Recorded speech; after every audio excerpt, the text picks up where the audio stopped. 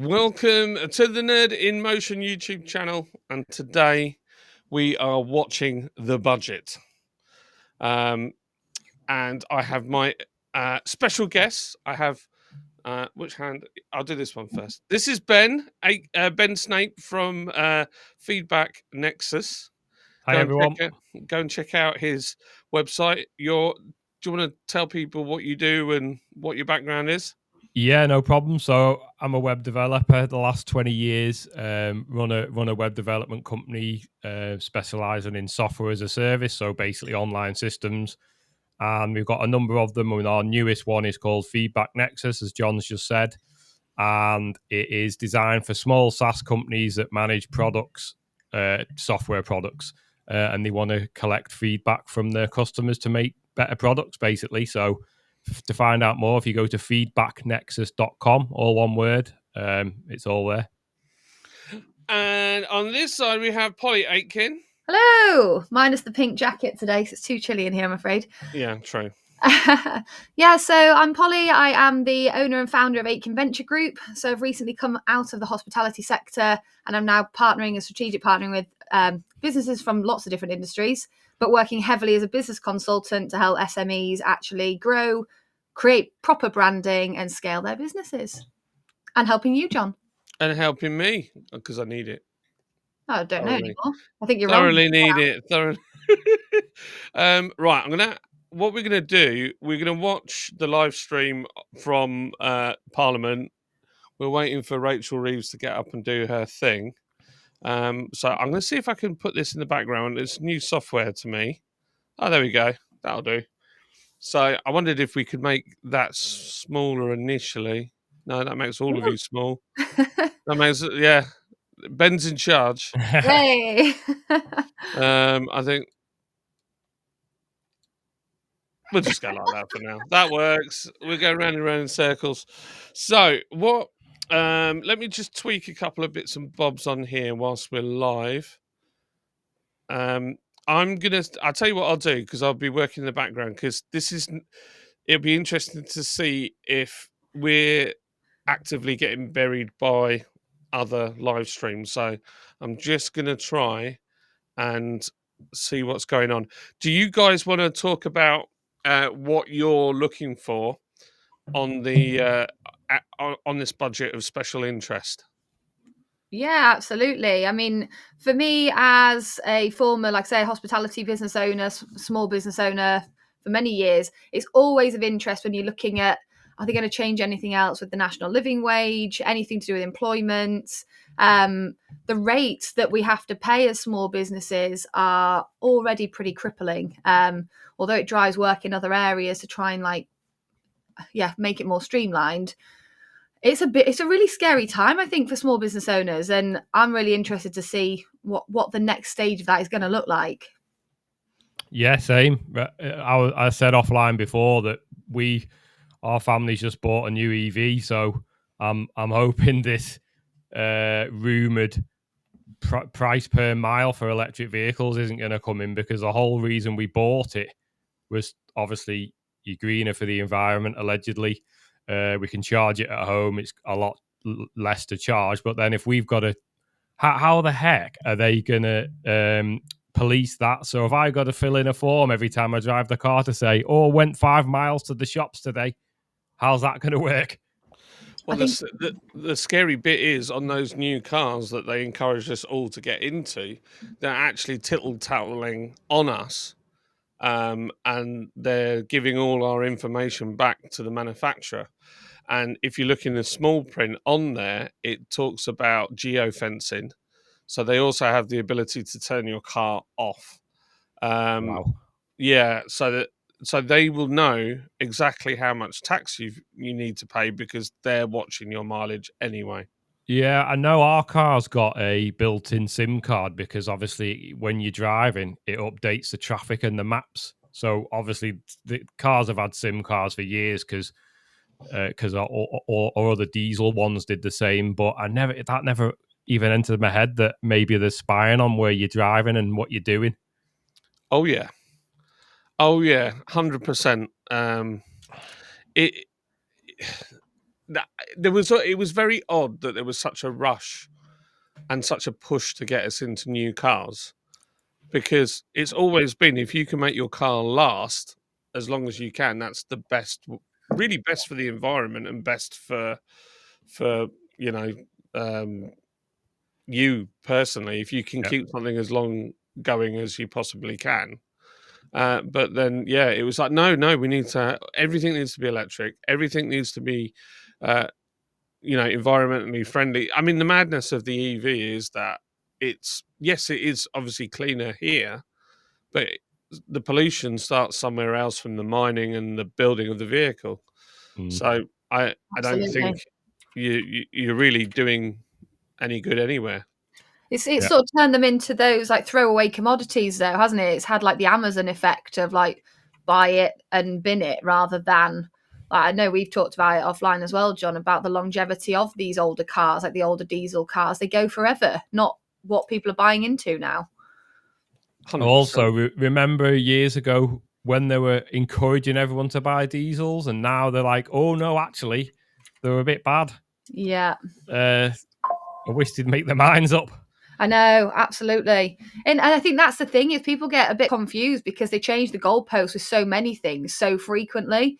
So a couple of times a year, we have this thing of what's going to be the next trend, because that in effect is what it's starting to feel like. Yeah.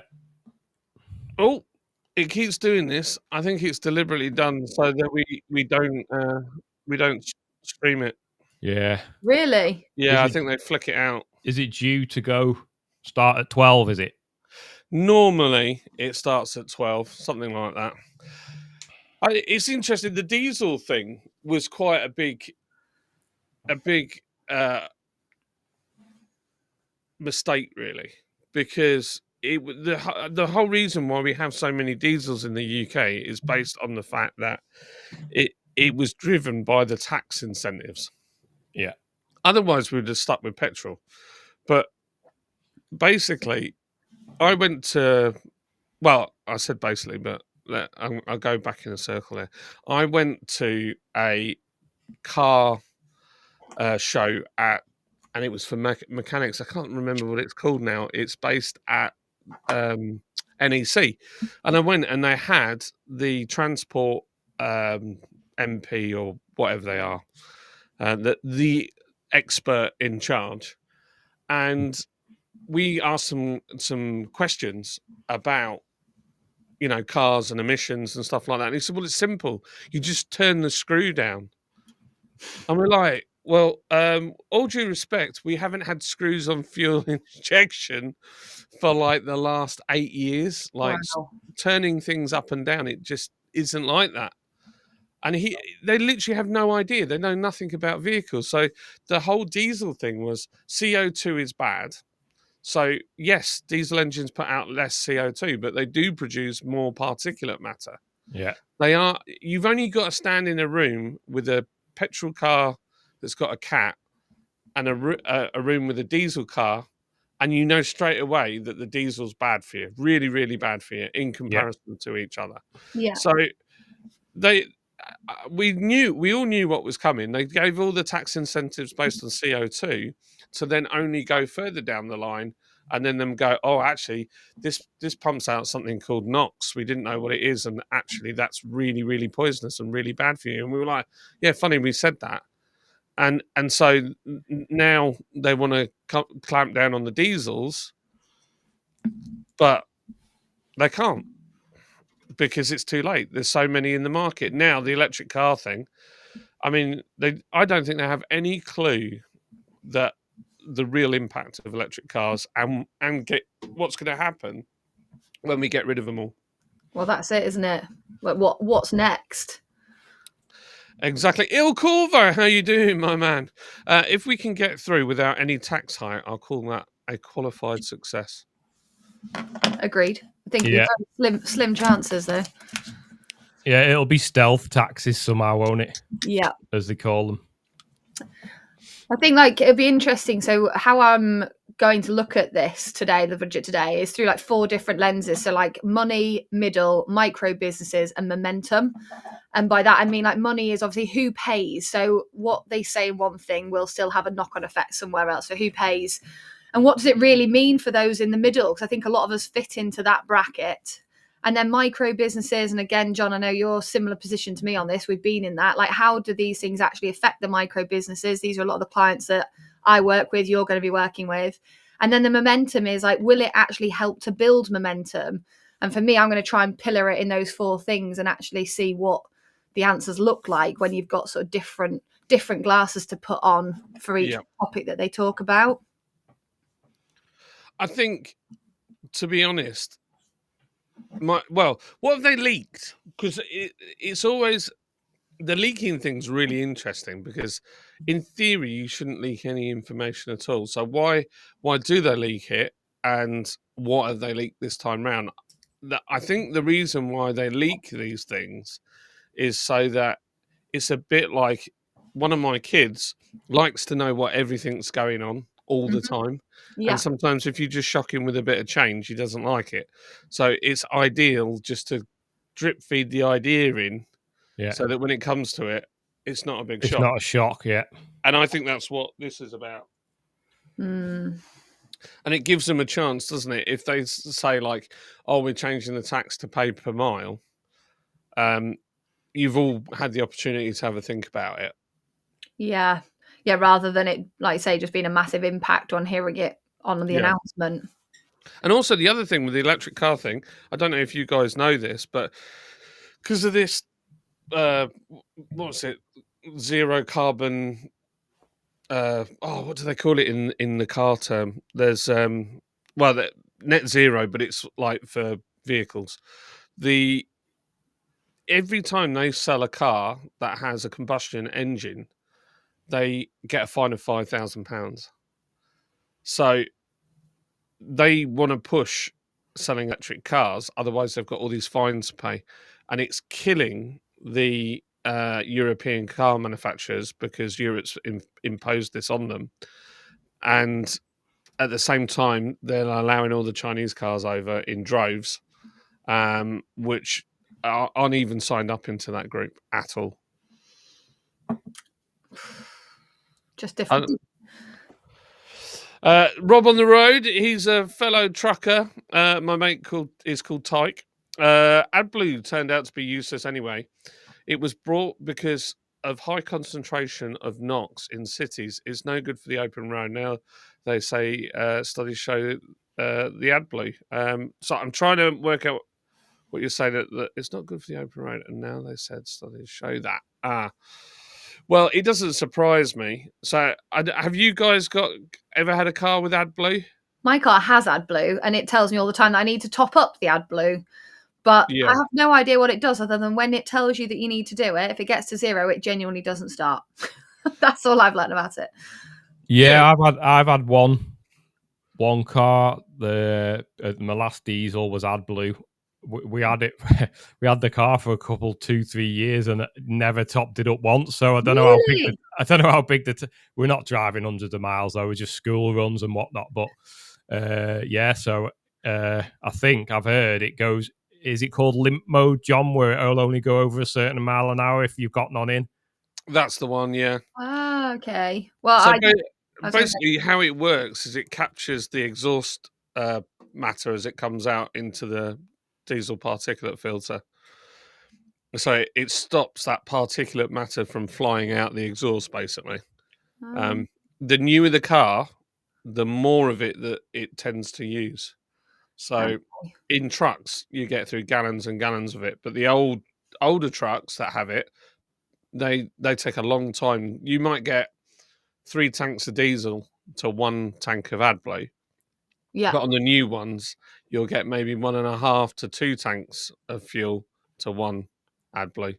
That's interesting. Yeah. I think they put it into, well, they must have put it in as a bit of an afterthought on certain cars, because I know on my VW, when I bought it, they told me categorically it didn't have AdBlue because it wasn't near the petrol hub.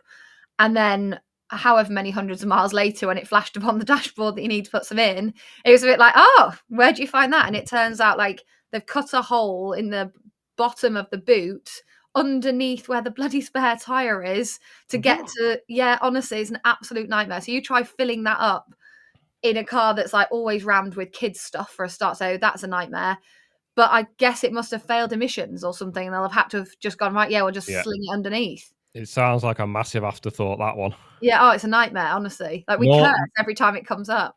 Yeah, no, I think if I remember rightly, ours was you open the diesel flap, and there's 2 slots. There's one with a little blue cap, obviously, and one for your diesel. So yeah, that was a more modern car though. So I don't know how old's yours. So that one is on a 16-plate Tiguan, but I had a 67 Mercedes that had it next to the diesel as well. Yeah. So that made total sense. But now the palaver of removing a spare tire and lifting the boot flap thing that holds everything down is just a nightmare. To be fair, and then you've got to work out how the heck you're going to funnel it in without splashing it all over your boot. Yeah, and it's really like, it's not pleasant stuff to get on you either. No, it stinks, doesn't it? Apparently, Yeah. I've never smelt it, but doesn't it smell like urine or chlorine type? Like urea. It has. Yeah, it is urea. That's what it is. Yeah. Yeah. Very strong smell. Tyke says residues linger in the air, and they may be linked to breathing problems in kids. See, now this is always the argument, isn't it? They always put kids at the end of something because then you can't argue with it. Because if you do argue about it, then you don't like children and you're an evil person. Well, kids are breathing different air to us, you know. Yeah, well, this is it. Yeah, it says studies are still going on in the States where they call it deaf. Yeah, that's right. Yeah, I think to be honest, when that AdBlue system came out, it was all a bit of an afterthought, and the problem is quite often it starts with legislation. So they'll just legislate something, and then everybody has to remanufacture everything to make it fit. Yeah. Yeah, I'm not going to put that up on the chat. No, I will. Suck it. I was trying to say that in a nice way, Rob, before, so I've heard that as well. Awful. Yeah, but that the rumor is, I don't actually know how they make it, but they all say it's from the industry, from slaughtering pigs and all this, but I don't know how real that is, to be so actually honest. On that note, if you were caught short and you were running out, could you do a little waz in your tank to top it up?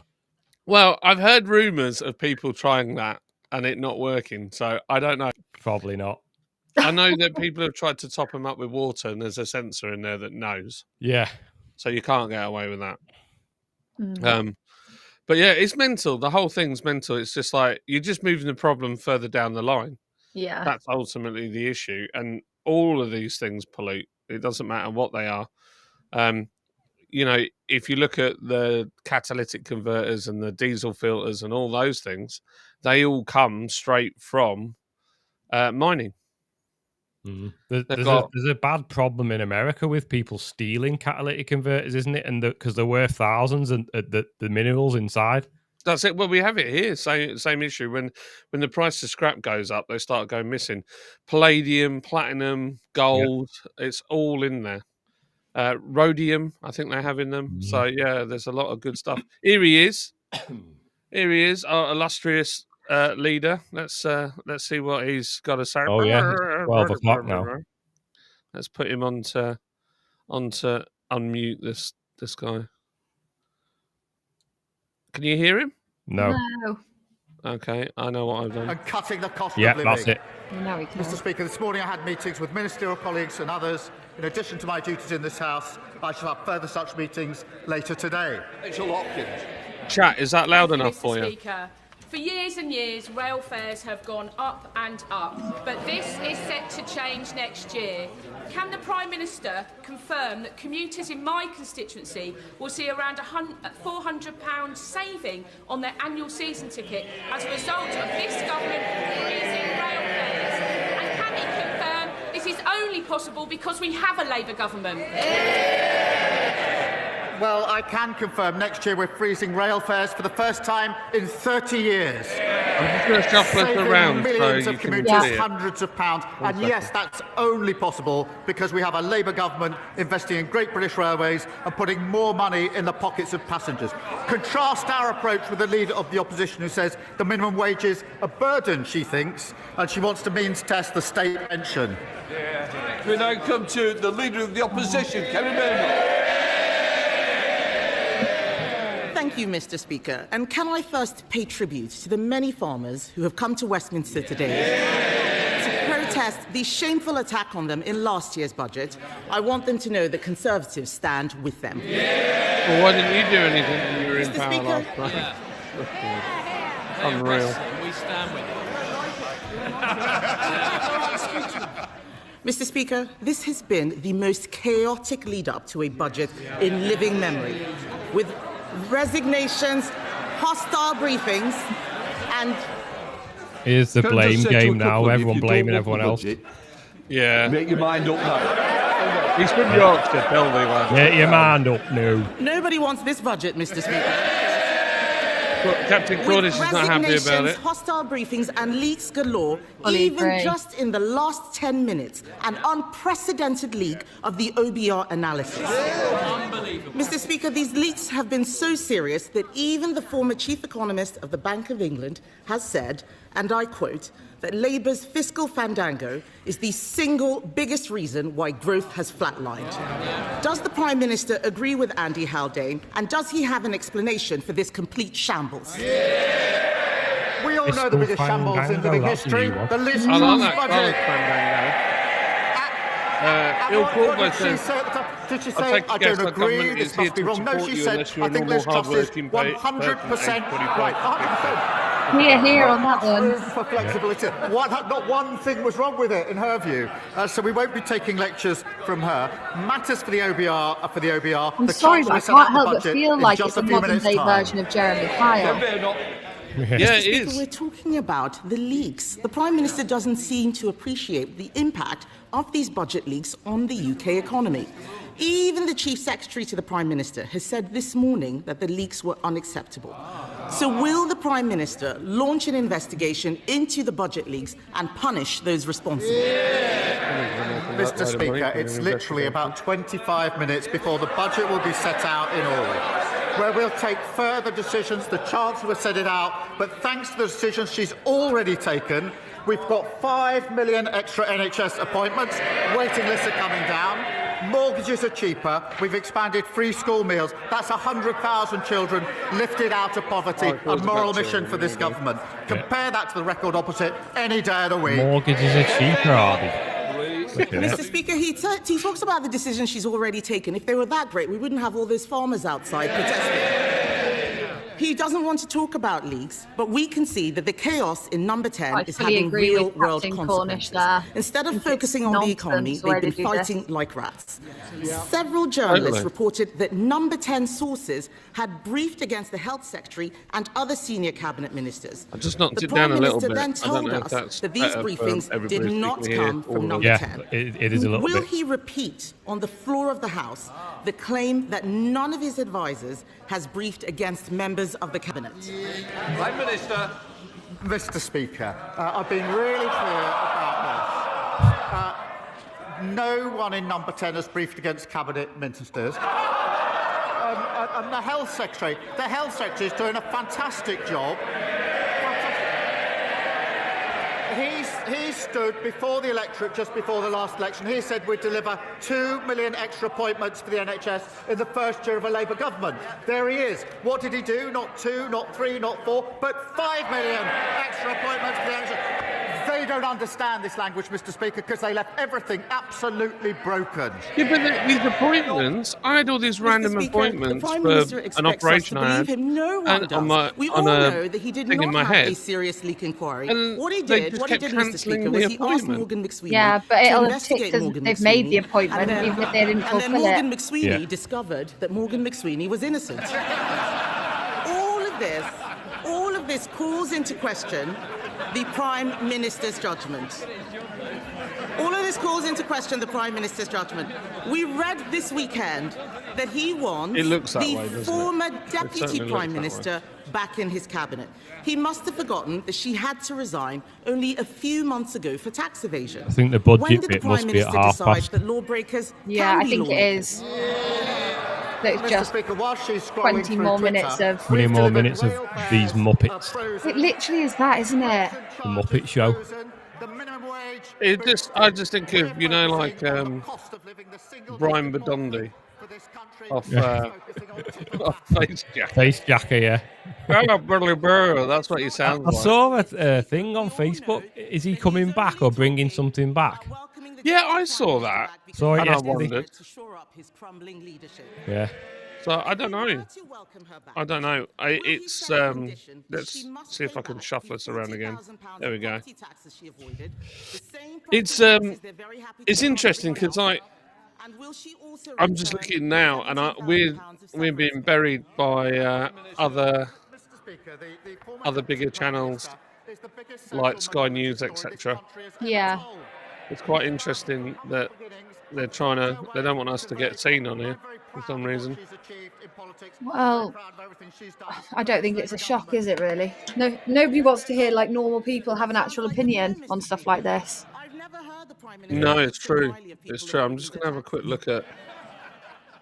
So the Sky News is out. This just looks like a government that is a slow motion car crash. The budget news coverage. Cabinets are briefing against each other. I just think they're so far removed from real life. And like, I mean, I've grown up around politics, but it's literally any small business. If you take this as you want, but as you look at that room full of people, even now, giving half an hour of their time to sit and listen to this absolute drivel. Imagine if they put that 30 minutes to something useful. All those salaries, 30 minutes each, you'd actually achieve something. Not just nodding along and cheering like you're in the schoolyard. And all the expenses they'll be claiming to get there as well. To get there and stay there, because God, they definitely wouldn't have been able to travel there this morning. They'll have needed to go there last night and stay over and have dinner and all the rest of it. Like no other small business could do that. Like no normal business could do that. I just think it's disgusting. Like it's already been set. I don't really understand why they all have to be there. We're not going to change it today. Well, yeah. I mean, the whole thing's concerning for me because I'm looking and what I see is that everything's slowing down. Yeah. And so, as it slows down, this is what we learned in 2008. If you say, "Oh, it's crashing," then everybody stops spending, and then we do have a crash. Yeah. And in this, it's slowing down. We're slowing down and slowing down. The food bills are just getting higher and higher and higher. Yes, I mean, we're at £200 a week nearly with food for 5 of us. Off that as well. And I'm like, I wouldn't say we're extravagant. We're eating blooming name brand cereal, not name brand cereal. We're having like Little Zone, you know what I mean? Yeah, being sensible. And they're trying to con us into saying that everything's okay. And I think we start to see that, and it. You know, in fact, Captain Cornish, you make a really good point here, which I want to talk about.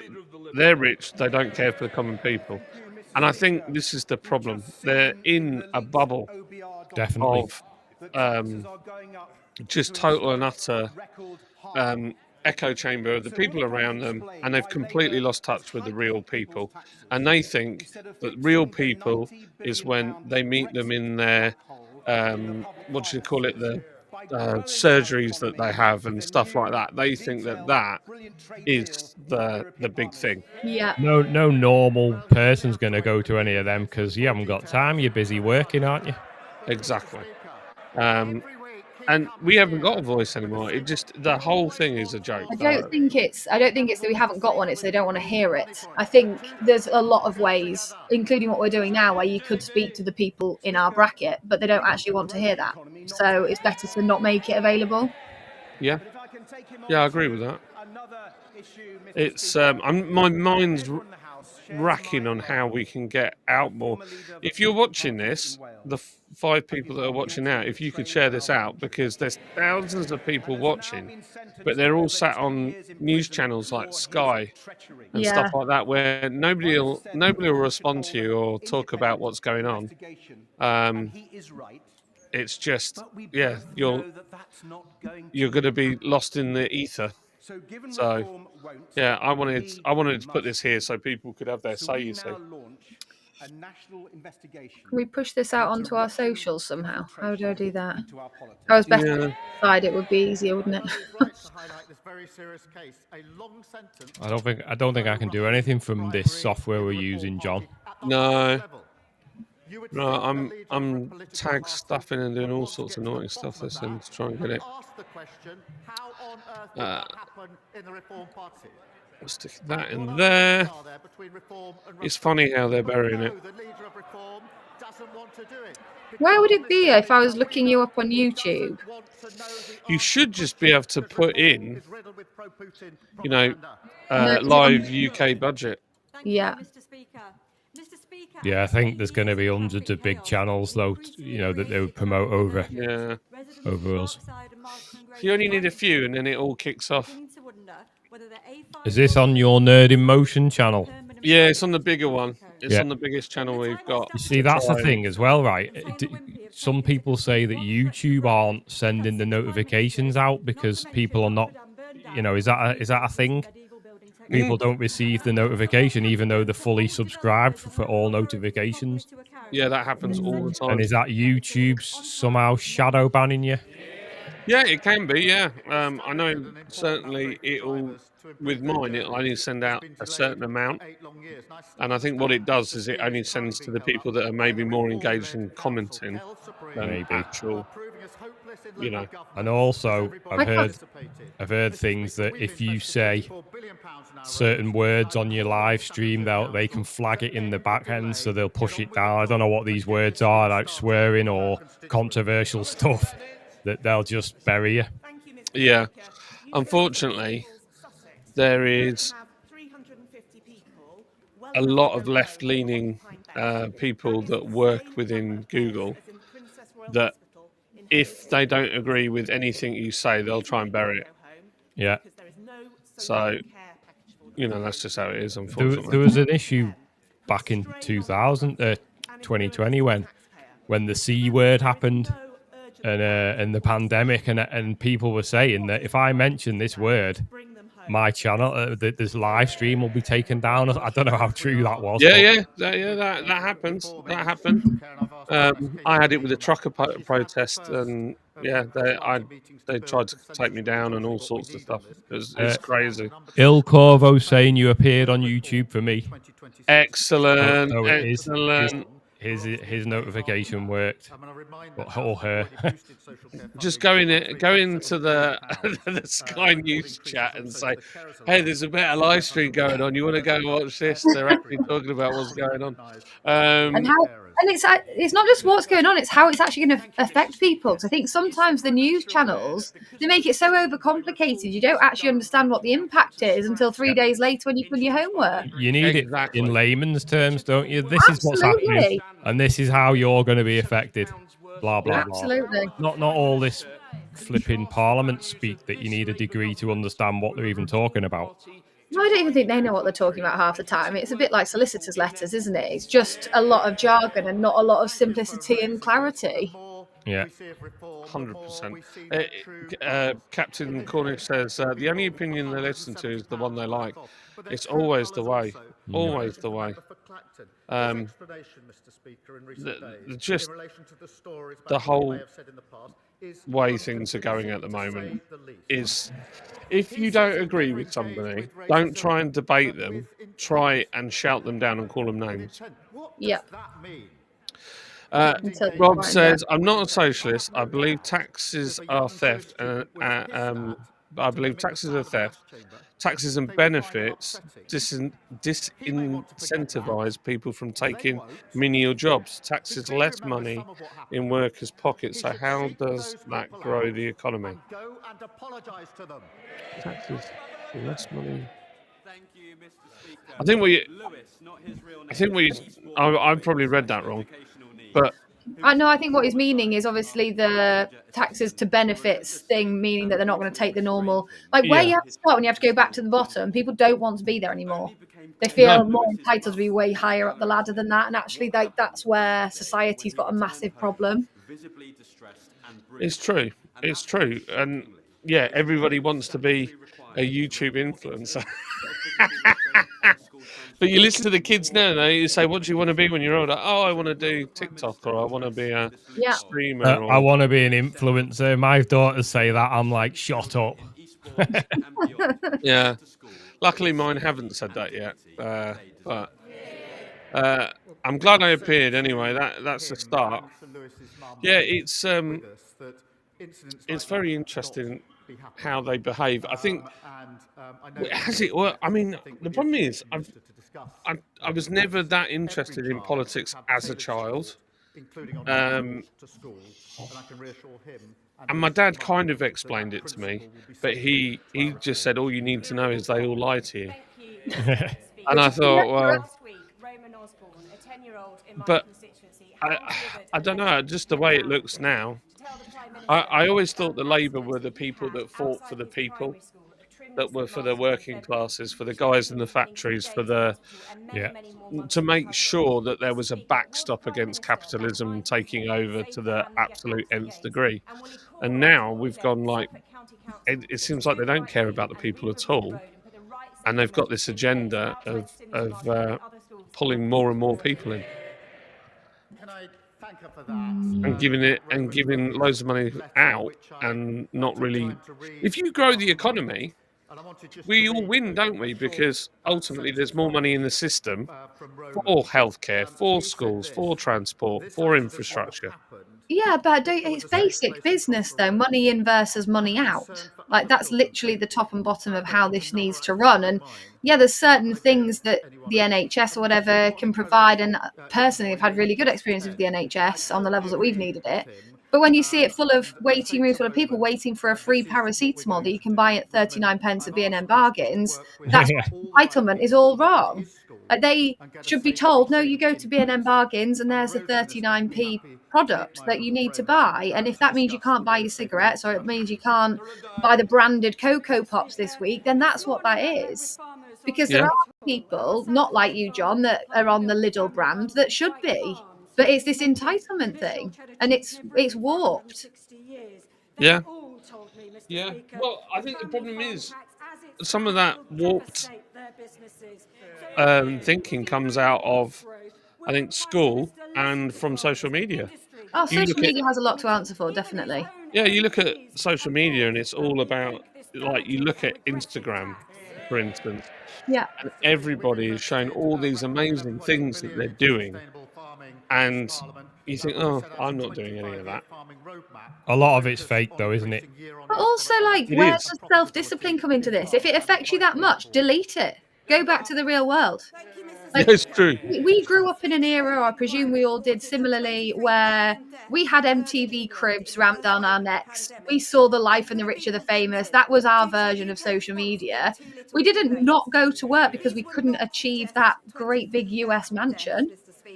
We just put it in its box. Yeah, wouldn't that be nice? But that isn't actually reality, so you carry on. I think the problem with social media is the indoctrination on your phone all the time of this. This could be you. You can make 10 grand an hour or whatever they're trying to tell you now. Like, yeah, you probably can, but not without a huge amount of graft.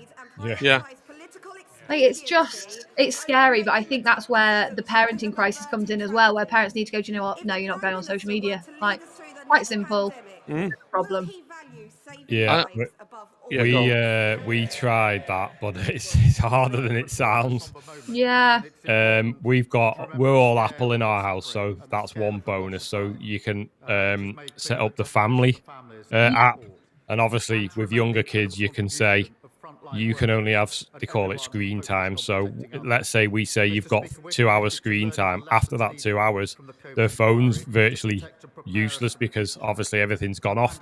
They can record, but we found out that they were just requesting more time. We'd just go, yeah, more time. Yeah. And we're like, what's the point of having it if we're just accepting it all the time? Yeah. That's the thing, isn't it? Yeah. I mean, my daughter, she's only allowed one platform, and we're very strict with it. So we check her phone on the regular, well, Lids does, and we make sure that, you know, all the kid filter stuff is turned on. Hmm. My boys are just not allowed on social media because they would both be a nightmare. I'm more worried about the other people out there than them. Mhm. So they need to be off it well and truly.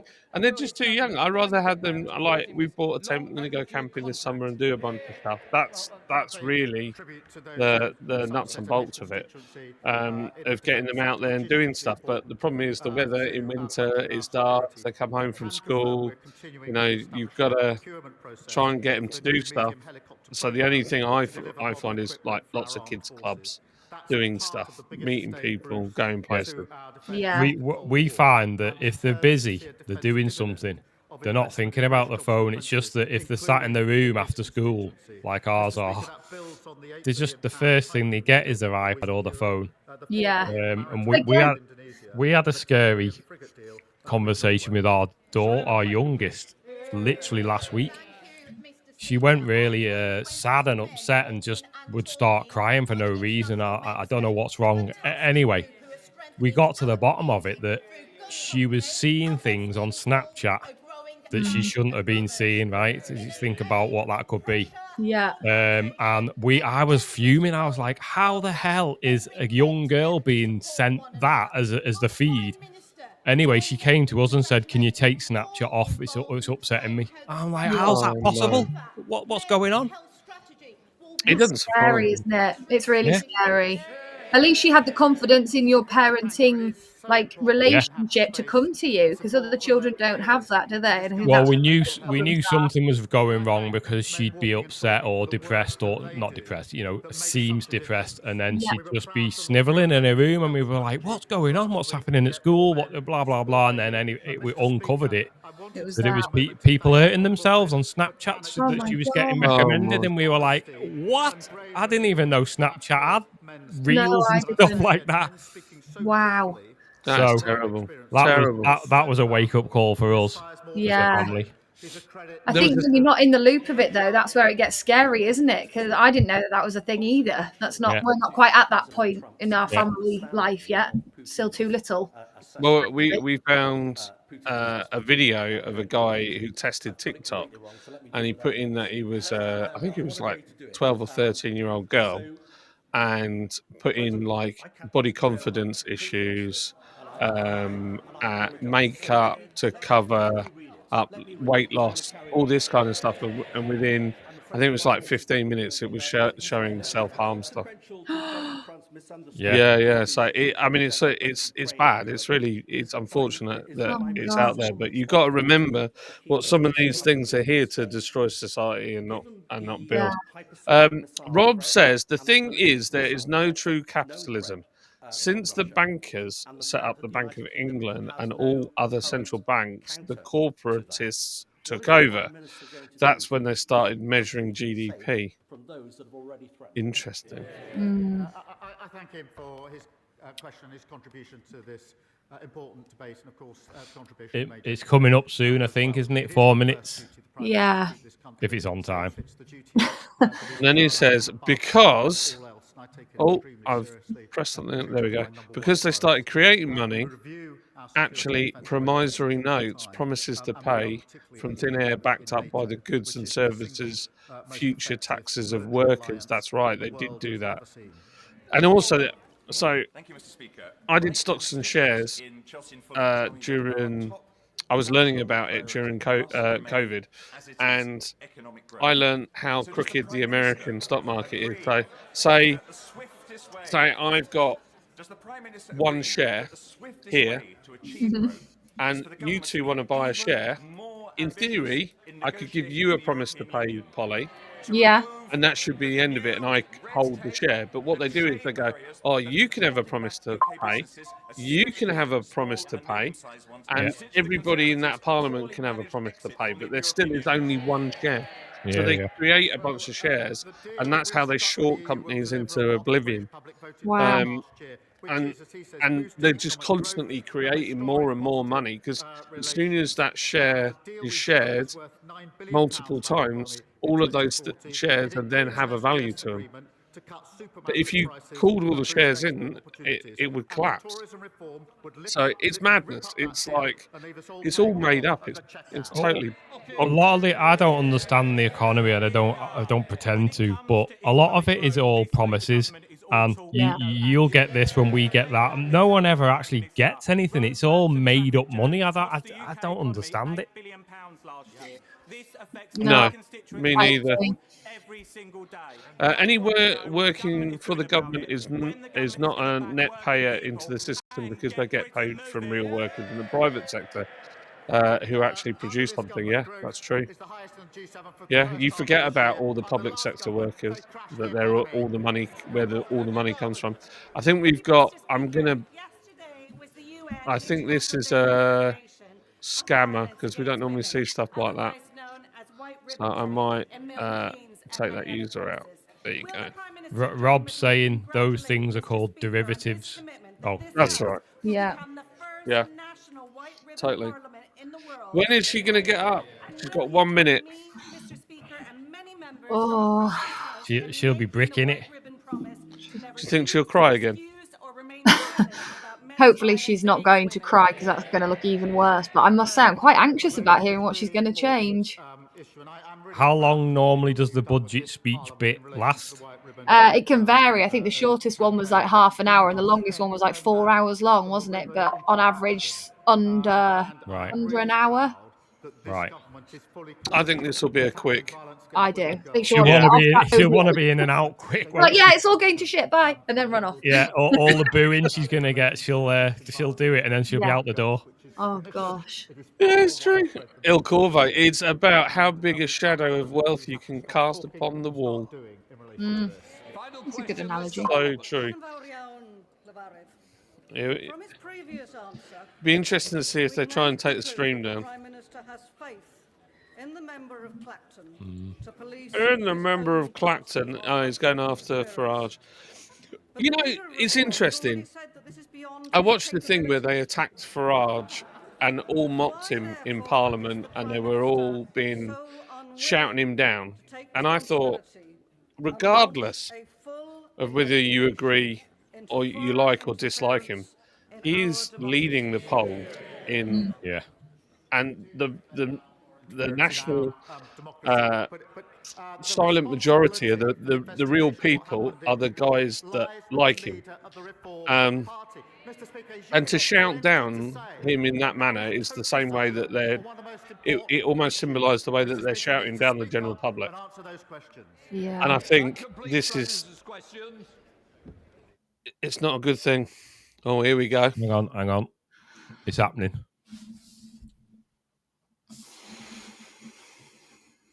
Oh, something's happening. Is it a tea break? Let me turn it up on there. Point of order, Melstride. What? Thank you, Madam Deputy Speaker. On a point of order, Madam Deputy Speaker, this morning we have seen an unprecedented leak of the OBR's Economic and Fiscal Outlook report before the budget. This report contains market-sensitive information. It is utterly outrageous that this has happened, and this leak may indeed constitute a criminal act. In Prime Minister's questions, the Leader of the Opposition asked the Prime Minister about this leak, but he refused to answer her question. So, Madam Deputy Speaker, please can you advise this House what steps are at its disposal to force a leak inquiry into this matter? And would it be possible to ask the Table Office to distribute copies of the report given to the House, given that everybody outside of this House has already had the opportunity to read it? Can't we just sort this leak out later on? Just get the budget out now and we can all talk about it. This is not a point of order for the Chair. Yeah. The Chancellor is about to make her budget statement, and I expect members and their constituents wish to hear from the Chancellor directly. However, before I call the Chancellor to speak, I nonetheless wish to make a short colour? statement. Oh. For a number of weeks, and yet again yesterday, there have been extensive briefings to the media on the government's fiscal policy and public finances. This disappointing trend in relation to budget briefings has been growing for a number of years under successive governments, but appears to have reached an unprecedented high. Weeks ago, we saw the Chancellor delivering a speech in Downing Street, setting the scene for the budget, as well as specific policy announcements being briefed out to the media in advance of today's financial statements. And I don't need any help.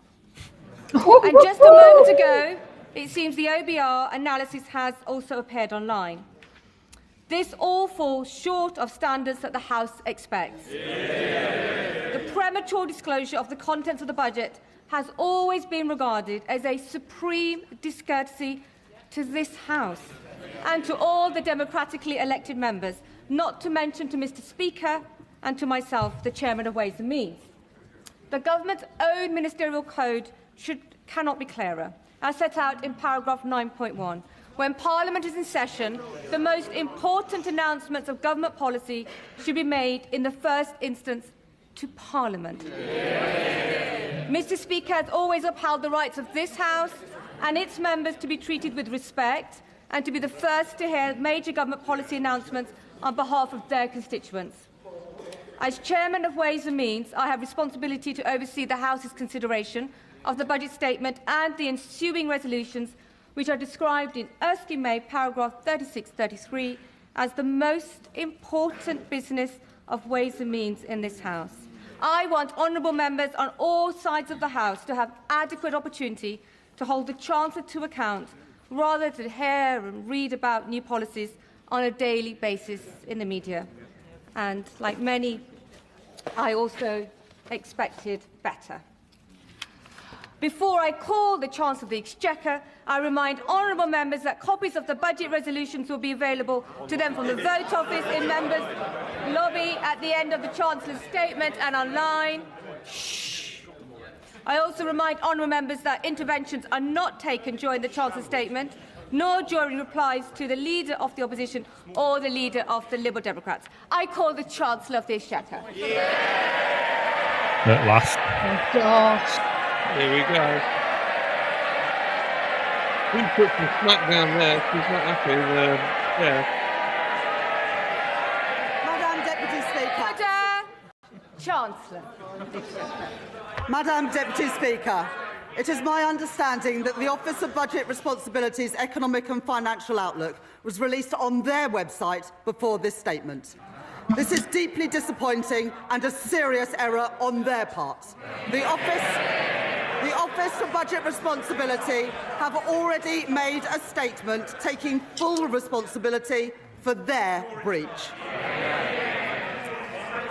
Madam Deputy Speaker, we are rebuilding our economy. Over the last 16 months, we have overhauled our planning system to get Britain building, forged new trade deals with the United States, India and the European Union, reformed our visa system to bring the brightest and the best to Britain. We changed our fiscal rules. They look bright and they look like engineers and doctors, don't they? And raised public investment to its highest level in 4 decades. And in last year's budget, I raised taxes on business and the wealthiest to close the £22 billion black hole in the public finances left by the party opposites. And we used that money to fund the biggest ever settlement for our National Health Service. They were the fair and necessary choices. And we faced opposition to them, from opponents to planning reform, who will always demand that the future is built somewhere else, not in their backyard. Opponents to trade, who want to take us down the path of isolation and division. Opponents to investment, who believe that the only good thing a government can do is get out of the way. It's always the way, isn't it? Opponents to insist This is that the only all way this to we're doing balance is the because books of their is to fault. cut public spending. And opponents who say that we don't need to balance the books at all. But we made these choices for a reason. Because after 14 years of Conservative government, working people demanded and deserved change. Yeah, well, we really wanted to be cracked online and not cuts to our public services. to the nth degree. Stability for our public finances. The single most important factor in getting the cost of living down. And economic growth. Yep. The best means to improve wages. I've never create ever jobs, watched a budget. and This is my support first public one. I always services. just read it up later on That to is find what the our bullet plan, points. that is what This might be your government first and our last Prime one, Minister then. are all about. Yeah, it's going that way. I'm A load of should nonsense. Today's I budget should have got a Red builds Bull or on the something. I'm choices falling that we asleep have here. made since July last year. To cut There are other NHS waiting energy lists, drinks available. to cut Yeah. the cost of living, and to cut debt and borrowing. I like Monster. No doubt we will face opposition again, but I have yet to see a credible or a fairer alternative plan for working people. These are my choices, the right choices for a fairer, a stronger There's a and packed more house in secure there today, Britain. isn't it? Order. It is, yeah. Far too Standing much room noise, and I only. expected so much better from you, Dr. Luke Evans. You're meant to be a leader in your community. Naughty boy. Simmer down, Chancellor. I'm happy for them to shout as Doesn't mind me much, when they much as they constantly like, talk about Madam working Deputy people, Speaker, though, as long as because they it do seems to from the discard opposition any benches where business they owner can't cause as any they're not Yeah. working people. Yeah, exactly. The risk takers I that said actually there would be make the no jobs. return to austerity, Well, they'll and I take all meant the it. corporation crap choppers over, won't they? This And budget all will the rest of it. maintain Well, investment yeah. in our economy and in our National Health Service. I said I would cut the cost of living, and I meant it. This I can't see it. will bring I can't down either. inflation and provide immediate relief for families.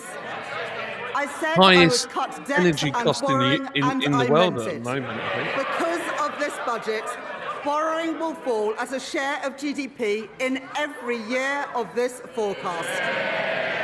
Our net financial debt will be lower at the end of the forecast than it is today, and I will more than double the It's true. headroom against our stability rule to £21.7 billion, meeting our stability rule and meeting it a year early.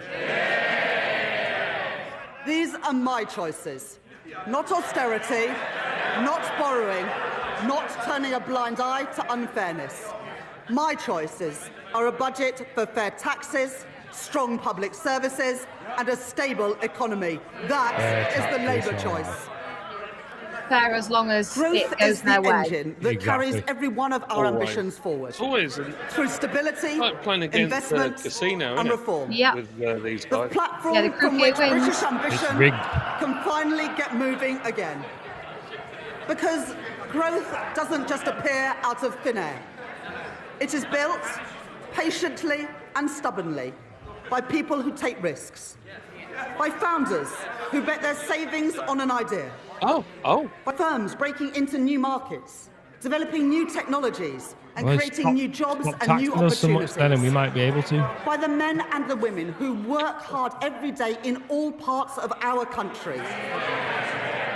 Our job is not to watch from the sidelines, but to partner with them, backing them every step of the way.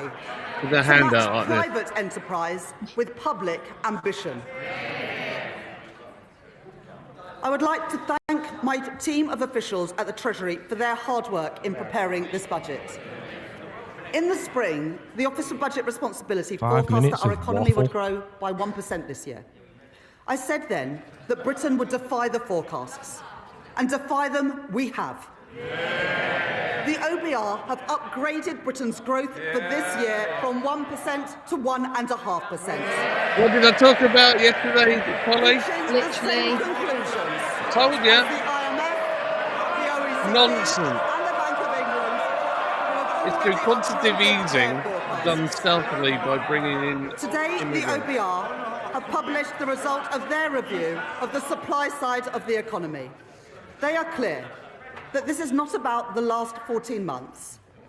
It is about the previous 14 years. The legacy of Brexit and the pandemic, and the damaging decisions by the party opposite. cutting public spending, leaving communities and entire regions behind, starving our economy of investment and weakening our public services. As a result of their review, the OBR are reducing their expectations for productivity growth by 0.3 percentage points to 1% by the end of the forecast. They say today, and I quote, What do you do? Like you say it's your fault. real or something behind GDP it. is forecast to grow by 1.5% on average over the forecast due to lower underlying productivity growth. There is an impact on our public finances too. The OBR say that their productivity What does OBR mean? will mean £16 billion I'm not sure. less I've written in it down on tax my notes receipts 2 by times. What 2030. office is this something? These forecasts are the Tories' legacy, not Office of Budget Responsibility. Right, that's it. I feel like listening to what she's saying is a bit like playing Monopoly with my son when he's the banker. It is very hard to Or hear. like he Chancellor, sneaks a few over like red all the hotels and And greenhouses Mr. wherever he wants, Mr. gets a few more notes out the bank, You and he goes, promised "Oh me look, this is yesterday how you it were is going to be now." on top behaviour in the first few minutes. Chancellor. We beat the forecasts this year and we will beat them again. By boosting trade, not blocking it. By increasing investment, not cutting it. By championing innovation, not stifling it. By backing working people, not making them poorer. Brick by brick, we've been building There's that our working economy. people term Building again. roads, building They're homes, trying to hark getting back to spades the in thing the that ground they had and in the cranes 80s, in the where sky. it was 70s and 80s, where they were Growth the people. begins They're not with anymore. the spark of an entrepreneur. What, down the mines? Half of new jobs in Yeah. Britain are created Yeah. by scale-up Yeah, and in the businesses. factories and things, that's and not we the want position those anymore, is jobs it? created here, not somewhere else. Our job is to You hear make this Britain the messaging best place from, in the world to start up, to CCP scale up and to stay. Russia, So don't you? we're widening eligibility for our enterprise incentives, so scale-ups can attract the talent and the capital that they need. Expanding the enterprise management incentive so more companies can offer tax-relieved share options.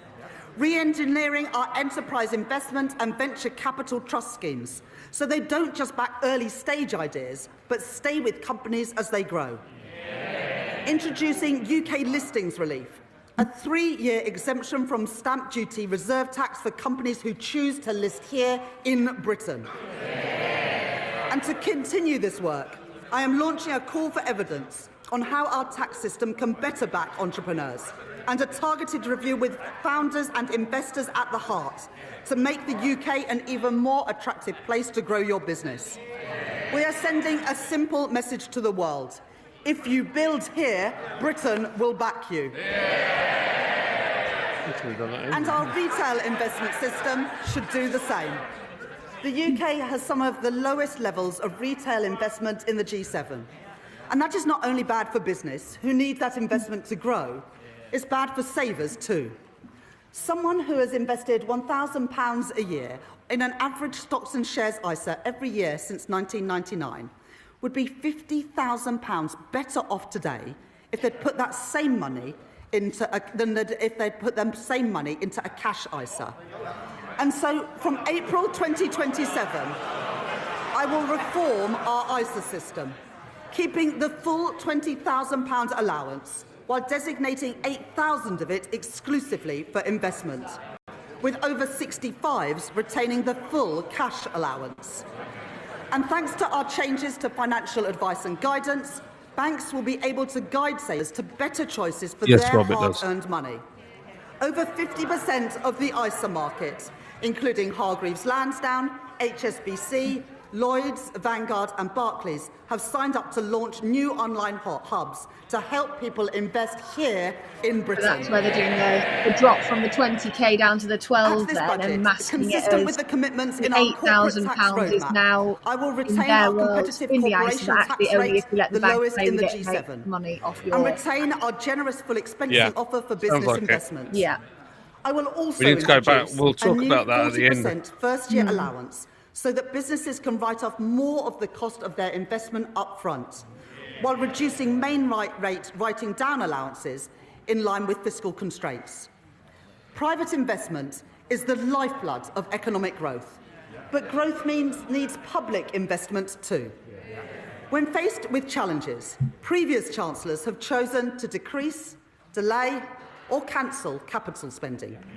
But low investment is the cause of our productivity problem, not the solution.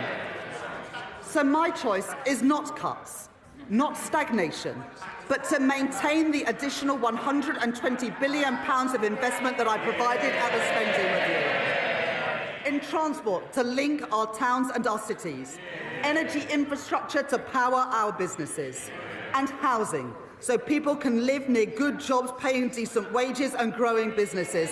That is the Labour choice. I'm grateful to the Financial Secretary to the Treasury for his work in driving our growth agenda forward. As we allocate investment for the infrastructure that is the backbone of economic growth across our country, today I will commit investment for the Lower Thames Crossing. And we're continuing to drive investment in city-region transport, in the Midlands Rail Hub and the Transpennine Route upgrade, along with our commitments to the Northern Growth Corridor, including Northern Powerhouse Rail. It is this Labour government that has overhauled our planning system, and I will today provide further funding to increase planning capacity through a new skills offer, as called for by the British Chamber of Commerce and the Confederation of British Industry. It is this Labour government that has invested in nuclear power, in Sizewell C and in Culham. We are taking forward our commitment to slash electricity prices for thousands of manufacturing businesses, as Make UK and many others have called for. And today I'm pleased to welcome John Finkelton's report, an ambitious plan to cut the red tape that has tied our nuclear industry in knots for decades. And within 3 months, we will set out our plan for delivering his recommendations. We are proud of our industrial heritage, and we are determined to build the industry of the future so that we buy, make and sell more here in Britain. That's why, as we increase defence spending, we are investing in Portsmouth, in Barrow and in Plymouth. And I'm pleased to be supporting Team Derby, an initiative to drive growth in one of our defence industry hubs. It's why we stepped in to save British Steel in Scunthorpe and invested in Sheffield Forge Masters. And it's why we've changed government procurement, so we can buy British when it is crucial to our national security. That's what Captain was talking about, for shipbuilding, and today for AI, driving innovation and building that great industry here in Britain. But it's not just what we invest that matters, it's how we invest. Putting money and power back in the hands of local and regional leaders. Today, we are devolving £13 billion of flexible funding for 7 mayors to invest in skills, business support and infrastructure. 7? Only 7? I'm extending the business rates retention pilots in the West of England, Liverpool City region and Cornwall until 2029. I'm providing £30 million for the Kernow Industrial Growth Fund for sectors like critical minerals and marine innovation. I am establishing the Leeds City Fund, a long-term agreement to retain business rates to fund local regeneration projects like the development of Leeds South Bank, and I am allocating £20 million for the new Peterborough Sports Quarter and £16 million for a science centre in Darlington from the Growth Mission Fund. The benefits of investment The benefits of investment and growth must be built and felt in every part of our United Kingdom. So we are providing an additional £370 million for the Northern Ireland Executive, £505 million for the Welsh Government, and £820 million for the Scottish Government over the spending review period through the Barnett formula. And I am making... Sorry, I didn't quite catch that from the SNP. Did they not?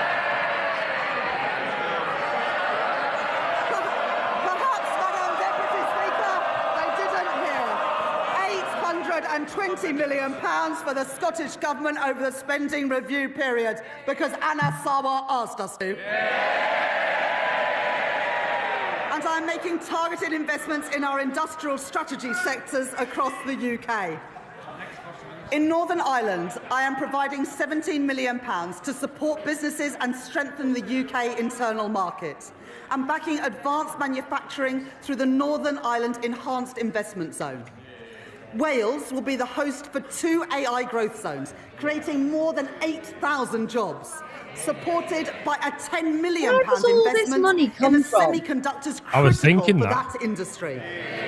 We've got a and black we hole, are haven't we? building the UK's first But they small pulled money out. modular nuclear reactors with Rolls-Royce at Wilfer in Anglesey. I mean, it all Two sounds Labour great if there is a governments magic working money tree, together but I'm in just really Wales to concerned at where deliver they're pulling for it the from. people of Wales.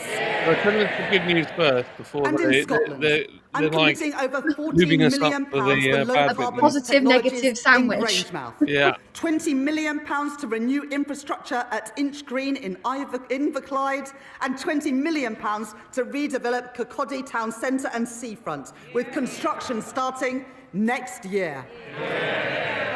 And that's on top of the UK's biggest ever warship export deal with the Norwegian government to build frigates in Glasgow, supporting 4,000 jobs. Investment opposed by the SNP, jobs opposed by the SNP, defence opposed by the SNP, but secured by this Labour government.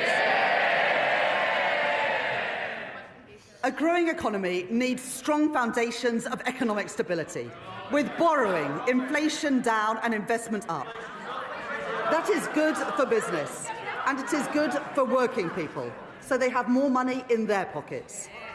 Economic stability, safeguarded by ironclad fiscal rules, is our best defence against rising prices and the best way to improve living standards. We've all seen the alternative. 3 years ago, in their clamour to cut taxes for the richest, the Tories under Liz Truss crashed the economy and sent mortgage rates spiralling and brought pensions to the brink.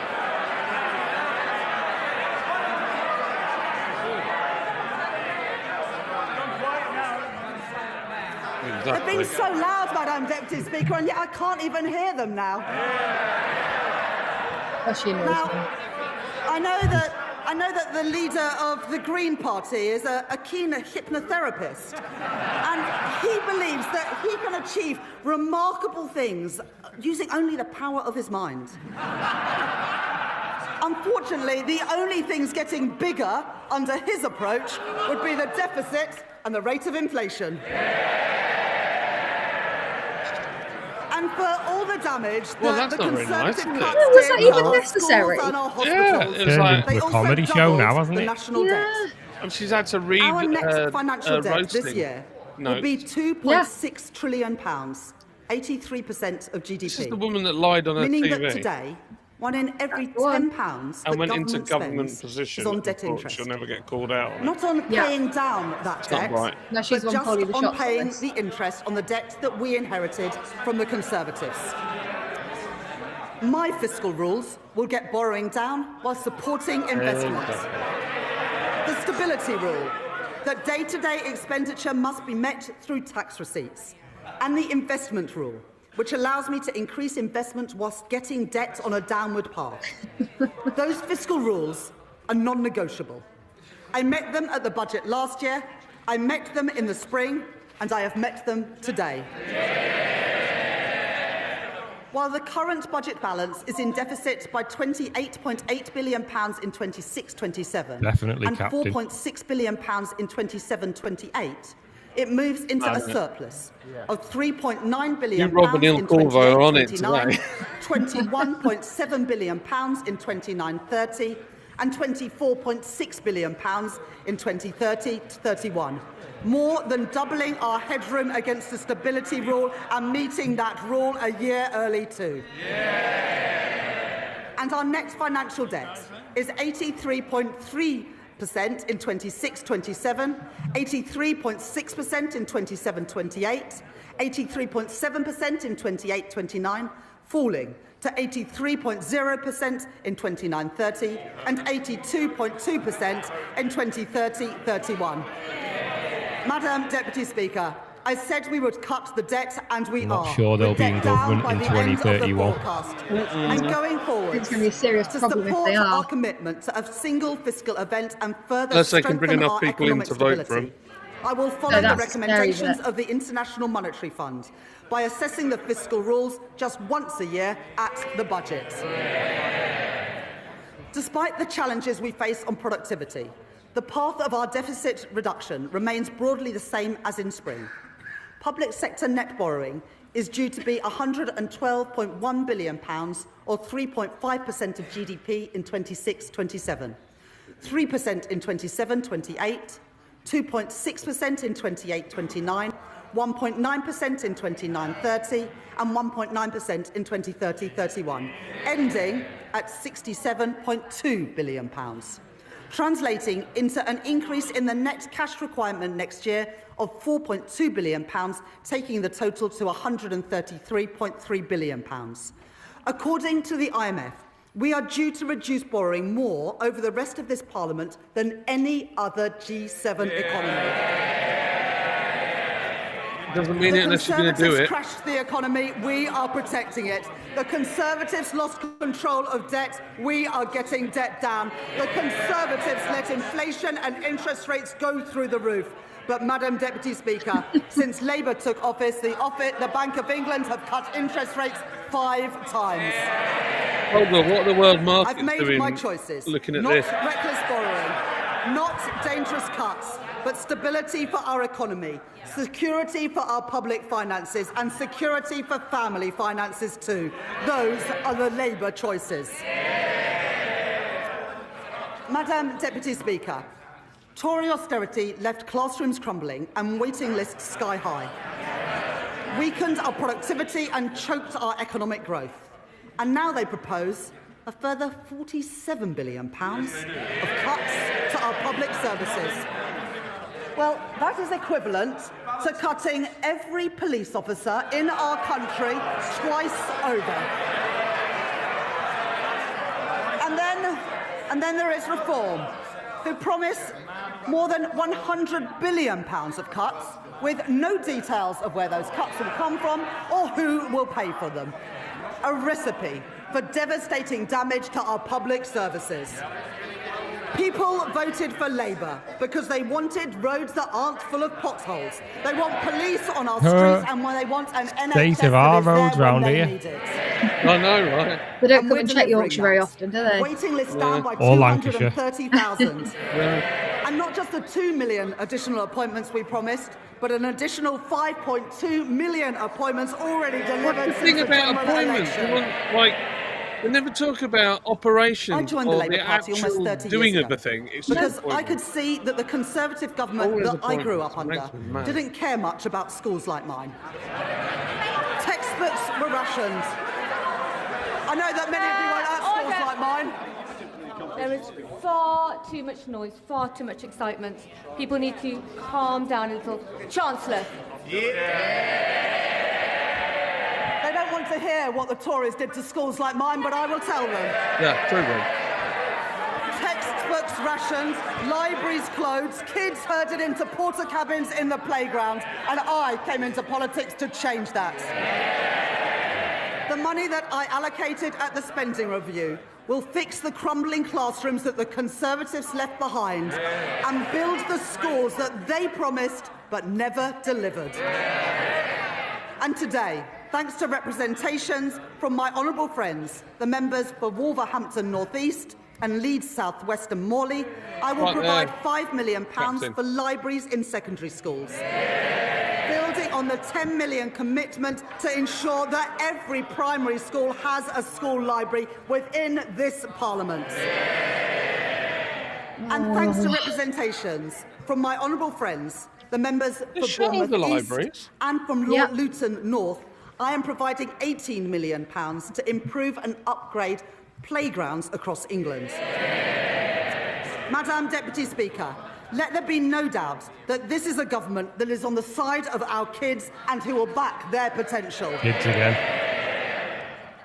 Very predictable, I will not isn't it? allow the legacies of Conservative they'll be putting neglect to stain LGBTQ our flags society. on the playgrounds, probably. Last year, I made changes to the Mine Workers Pension Scheme to ensure that its members receive the fair pensions that they are owed. This year, with thanks to the Minister for Pensions for all his work in this subject, I can go further. I have heard representations from Labour Coalfield MPs, including my honourable friends, the members for Bassetlaw, Blythe and Ashington, Barnsley South, Mansfield and Llanelli.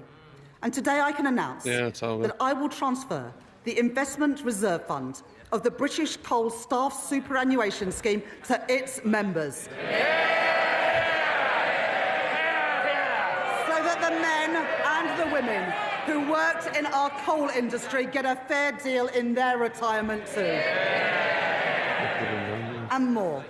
Having heard representations from my honourable friends, the members for Banbury and the member for Edinburgh South West, I will index for inflation on pensions accrued before 1997 in the Pension Protection Fund and the Financial Assurance Scheme, so that people whose pension schemes became insolvent, no fault of their own, no longer lose out as the result of inflation. Last year, I also provided funding to compensate the victims of the infected blood scandal, after the previous government failed to budget for the costs of compensation. This year, I have listened to representations from my honourable friend, the member for Eltham and Chislehurst, and my honourable friend, the member for Edinburgh South West. And I'd like to thank the Minister for Employment for her representations over many years on this subject.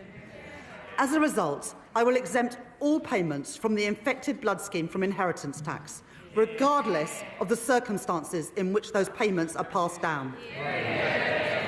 Madam Deputy Speaker, that is how we should be spending taxpayers' money, on dealing with injustices and building strong public services, not on waste and inefficiency.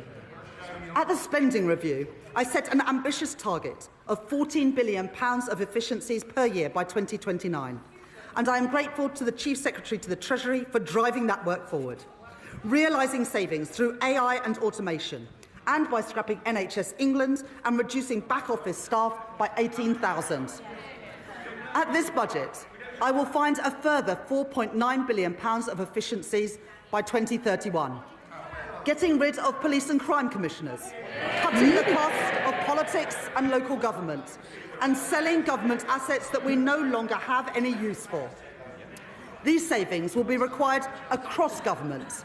But for our National Health Service, I will reinvest all of these savings back into the care that people rely on. More nurses, more GPs, more appointments. Did I hear that right? Restoring the Get rid of services police that faltered commissioners. under years of conservative decline, and investing in the future of our National Health Service. Interesting. And today I am announcing £300 million of investment in technology to improve patient service, and 250 new neighbourhood health centres. Expanding more services into communities so that people can receive treatment outside of hospitals and get better, faster care where they live. Over 100 of these will be delivered by 2030, including in Birmingham, Truro and Southall. The Labour Party founded our National Health Service, and we will renew our National Health Service. I will take the same approach for defence spending that I take to NHS spending, reinvesting savings back into our national security. In our age of insecurity, Britain will continue to stand with our allies, working in collaboration to secure a sustainable ceasefire for Ukraine, and maintaining our commitment to NATO, with the UK set to spend 2.6% of GDP on defence by April 2027. Madam Deputy Speaker, the public rightly expects that we stamp out fraud, error and waste, and put that money to good use in our schools and our hospitals and other frontline services. My right honourable friend, the Home Secretary, has already announced that she will claw back excess profits from the use of hotels to house asylum seekers, as we phase out the use of those hotels entirely. And we will consult on reforms to indefinite leave to remain and access to taxpayer-funded benefits. The introduction of digital ID will break the link between illegal migration and illegal working. And the HMRC and the Fair Work Agency will crack down on illicit businesses that blight our high streets and undercut illegitimate firms, enforcing the minimum wage, investigating dodgy businesses and increasing scrutiny of the Jack, gig what do you economy, think of as digital well as ID? tracking down fraudulent business owners who vanish without paying their taxes. And I'd like to thank I my think honourable digital friends, IDs the members for terrifying, Great and- Grimsby and Cleethorpes, Me too. Lee and Atherton, Yeah. and Kensington and Bayswater for their representations on this subject. Yeah, it's weird And I'll that. take further steps to prevent and Not track gonna down stop anyone unpaid still tax, coming in, is it? which will together, these reforms will Because they raise come in, nearly £10 billion have a pounds weekend year in a by hotel, go 2030, home, and they come back the next week. including through new powers for like they come here HMRC for a holiday. to pursue the promoters of tax avoidance Well, we've schemes. got NI numbers, so why I do am we... building on that- our successful Exactly. use that of could solve that targeted problem checks anyway, on so I welfare don't claims understand what to the root out digital fraud ID and error and prevent public money It's a being mask paid to for something people who are else, not isn't it? entitled to it. Yeah, if you haven't got an NI And I number, would you're like to not paying thank your Tom NI, you can't be Hayhoe, doing your the taxes. COVID for it. Corruption No. Commissioner, for Digital his ID is work no different. in helping to chase down nearly £400 million from dodgy pandemic spending and contracts. Oh, always told her. Yeah. Tory contracts handed out I bet if you by hung out with Tory Captain, he's ministers not even like to that at all, Tory but- peers and Tory friends. We use the word until it has no value. That money belongs in our schools and in our hospitals. And Order. It is so noisy now, we can barely hear the Chancellor. Everybody needs to calm down. Chancellor. well, I wouldn't want any honourable member to miss this. So we are chasing down that money, and we've got almost £400 million back from dodgy pandemic spending and contracts. Tory contracts handed out by Tory ministers to Tory peers and Tory donors. Well, that money belongs in our schools and in our hospitals, and we are getting that money back. Right, and do you think Labour will be doing anything And different? finally, Madam No. Deputy Speaker, we are ramping up sanctions on Russia, and we are freezing known Russian assets. But let me be clear, I don't actually mean the honourable member for Clacton.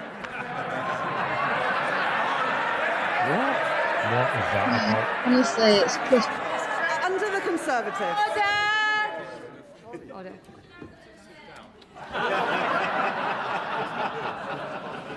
We don't need commentary from the backbenches, and Mr. Dewhurst. What you about are George Galloway so that's loud. sat in Remarkable how Labour for far your all voice that carries. time that is a Russian Chancellor. shield now? under the Conservatives, the cost of our welfare system increased by nearly 1 percentage point of GDP, equivalent to £88 billion in just 5 years. The broken welfare I'm system just that going to we nip and get a cup of inherited tea. wrote off Well, we'll be millions back of in a Yeah, second. no people worries. as too sick to I'm work. gasping. sounds like we a will really reform good that idea, system. that, Ben. I'm gasping. I'm So not. that I, it is a won't, system I normally that have does one not every track hour or the so, cost but of I'm failure, spitting feathers but here. one that protects people who in cannot a sec. work All right, and mate. empowers those who can. We have brought back face-to-face assessments for disability benefits. Those are the face-to-face assessments that the Shadow Chancellor got rid of when he was Work and Pension Secretary. And our changes to universal credit will get 15,000 people back into work, a figure confirmed today. The former Health Secretary, Alan Milburn, will review the causes of rising youth inactivity, and we are already taking action. I'm grateful to the Federation of Small Businesses and Small Business Britain for their representations on apprenticeships. And today I am announcing funding to make the training for under 25 apprenticeships completely free for small and medium-sized enterprises. Wow. How are they going to pay for that? And funding our new youth guarantee, providing £820 million over the next 3 years to give young people who are let down by the Conservatives the support and the opportunity that they deserve. Guaranteeing every young person a place in college, an apprenticeship or personalised job support. And after 18 months, 18 to 21-year-olds will be offered paid work, not benefits. Well, they need to pay taxes quick, The don't they? Motability Scheme was set up to protect the most vulnerable, not to subsidise the lease on a Mercedes-Benz. And so I am making reforms that will reduce generous taxpayer subsidies, and Motability have confirmed that they will remove luxury vehicles from their scheme, getting the scheme back to its original purpose of offering cost-effective already been leases leaked. to disabled people. And taxpayers' money should not be spent on pensions for people abroad, who only lived here for a couple of years and may never even have paid a penny in tax. The Conservatives allowed thousands of people living abroad to buy their way into the state pension for as little as £3.50 a week, debasing the purpose of our pension system. And so I will abolish access to Class 2 voluntary national insurance contributions for people living abroad, increasing the time that someone has to live or work in Britain to 10 years and increasing the contributions that they must pay. These reforms improve our welfare system. They support our young people, protect those who need it most, and put an end to Conservative waste and unfairness. It makes the rest of us want to move abroad and live somewhere Madam else. Deputy Speaker, Yeah. to break the cycle of austerity, we need a fair and a sustainable tax system, one that generates revenues to fund the public services that we all use. Here we go. And Here we supports go. investment to grow our New economy. page. That does mean that today I am asking everyone to make a contribution. Here we go. The previous Conservative government froze personal tax thresholds from 2021 to 2028. And today I will maintain all income tax and equivalent national insurance thresholds at their current level for a further 3 years from 2028. While ensuring that people... Order! The noise is far too high. Chancellor. The Right Honourable Lady supported these freezes when her party made them. She might want to forget about it, but the British people never will. At the same time, we are ensuring that people only in receipt of the basic or new state pension do not have to pay small amounts of tax through simple assessment from April 2027. I will also keep the Plan 2 student loan repayments threshold at its 2026-27 level for 3 years. Madam Deputy Speaker, I know that maintaining these thresholds is a decision that will affect working people. I said that last year, and I won't pretend otherwise now. Madam Deputy Speaker, I am asking everyone to make a contribution, but I can keep that contribution as low as possible because I will make further reforms to our tax system today to make it fairer and to ensure that the wealthiest contribute the most. We keep taxing The the rich Conservatives to knew leave. that our tax system didn't work. Here we go. Time and time again, they ducked the necessary reforms, leaving a system unfit for a changing economy, with unfairness that they refused to address. Currently, a landlord with an income of £25,000 will pay nearly £1,200 less in tax than their tenants with the same salary, because no national insurance is charged on property, dividend or savings income. It's not fair that the tax system treats different types of income so differently. It doesn't take into account the running costs I of will the increase property. the basic No. and higher rate Or of the tax borrowing on against property, Borrowing, savings anything. and dividend income by 2 percentage points, and the additional rate of tax on property and savings income by 2 percentage points. Even after these reforms, 90% of taxpayers will still pay no tax at all on their savings. As well as narrowing the gap between the tax on income from assets and income from work, I also believe that a fair society is one where the wealthiest pay their fair share. The reforms I made last year will raise an additional £8 billion a year by 2020-30 from wealth. I increased taxes last year on private equity, private schools and private jets. I abolished the non-dom tax regime. And this year, I will make 2 changes to cap trust charges and prevent avoidance. I reformed inheritance tax on agricultural and business assets. And this year, I am aligning those reforms with wider inheritance tax rules by allowing the transfer of the 100% relief allowance between spouses, balancing the taxation of these valuable assets with the realities of family life. In this budget, I will take further steps to deal with a long-standing source of wealth inequality in our country. A Band D home in Darlington or Blackpool pays just under £2,400 in council tax, nearly £300 more than a £10 million mansion in Mayfair. And so, from 2028, I am introducing the high-value council tax surcharge in England, an annual £2,500 charge for properties worth more than £2 million, rising to £7,500 for properties worth more than £5 million. This will be collected alongside council tax, levied on owners, and we will consult on options for support or deferral. This new surcharge will raise over £400 million by 2031 and will be charged on less than the top 1% of properties.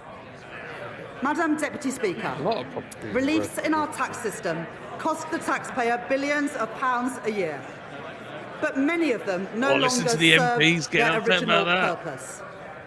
The government rightly provides generous tax relief for people paying into a pension, relieving income tax on all contributions and on the investment itself, as well as national insurance relief on employer contributions, at a cost of over £70 billion a year to the Exchequer.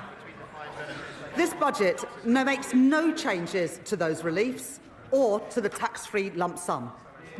But salary sacrifice for pensions, which was intended to be a small part of our pension system, is forecast to almost treble in cost to other taxpayers, from £2.8 billion in 2017 to £8 billion by 2030, with the greatest benefit going to the highest earners, or to those in the financial services sector putting their bonuses into pensions tax-free, while those on the minimum wage or those whose employers don't offer salary sacrifice don't benefit at all.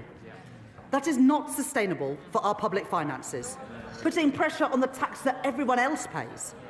And so I am introducing a £2,000 cap on salary sacrifice into a pension, with contributions above that taxed in the same way as other employee pension contributions. That is a pragmatic step so that people, especially on low and middle incomes, can continue to use salary sacrifice for their pension without paying any more in tax than they do now, and to give individuals and employers time to adjust to these new arrangements. These changes will come into effect in 2029.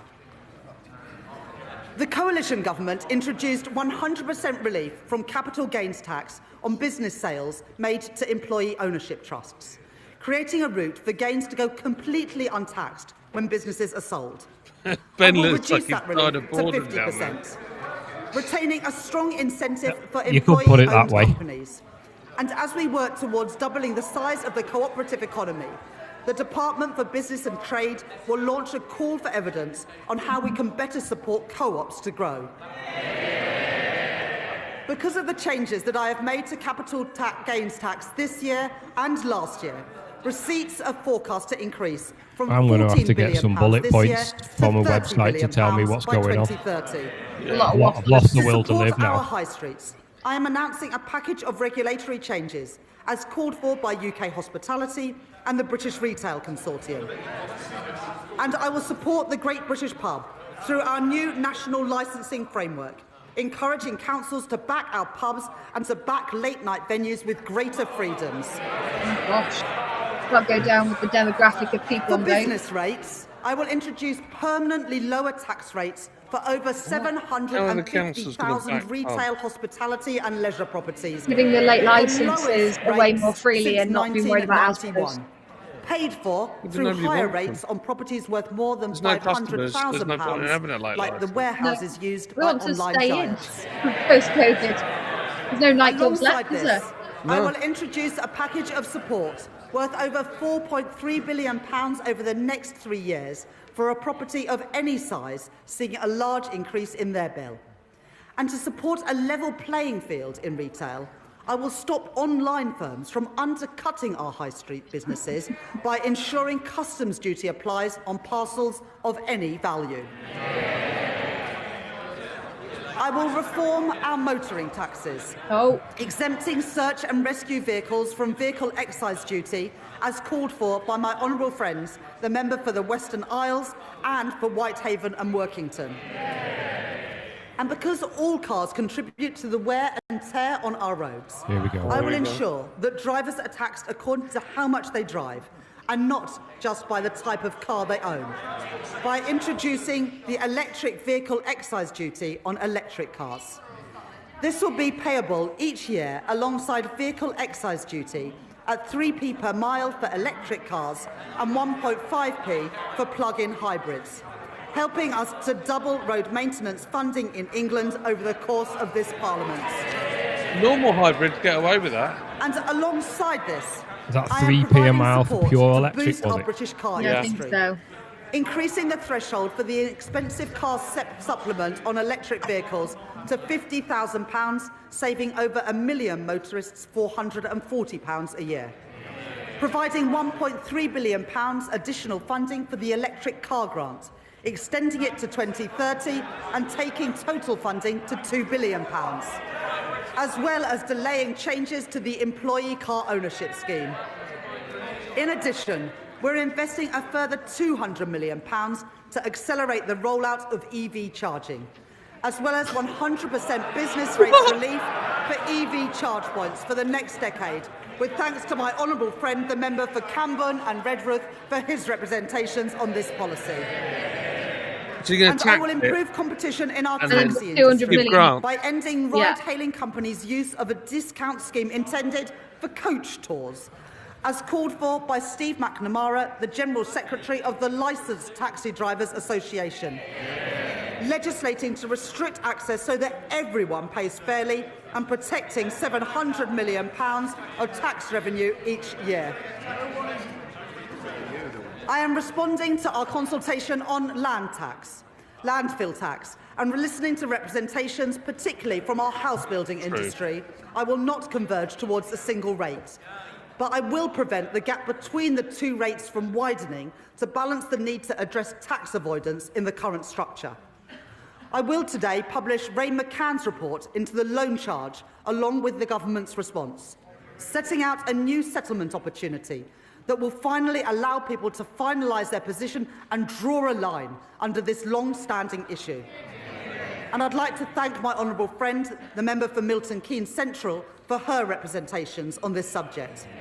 I feel your pain, I Daniel. will continue with the planned uprating for tobacco duties that I set out last year and uprate alcohol duties by inflation, along with our plans to introduce a vaping products duty in 2026 and changes to the soft drinks industry levy announced by my right honourable friend, the Health Secretary, yesterday.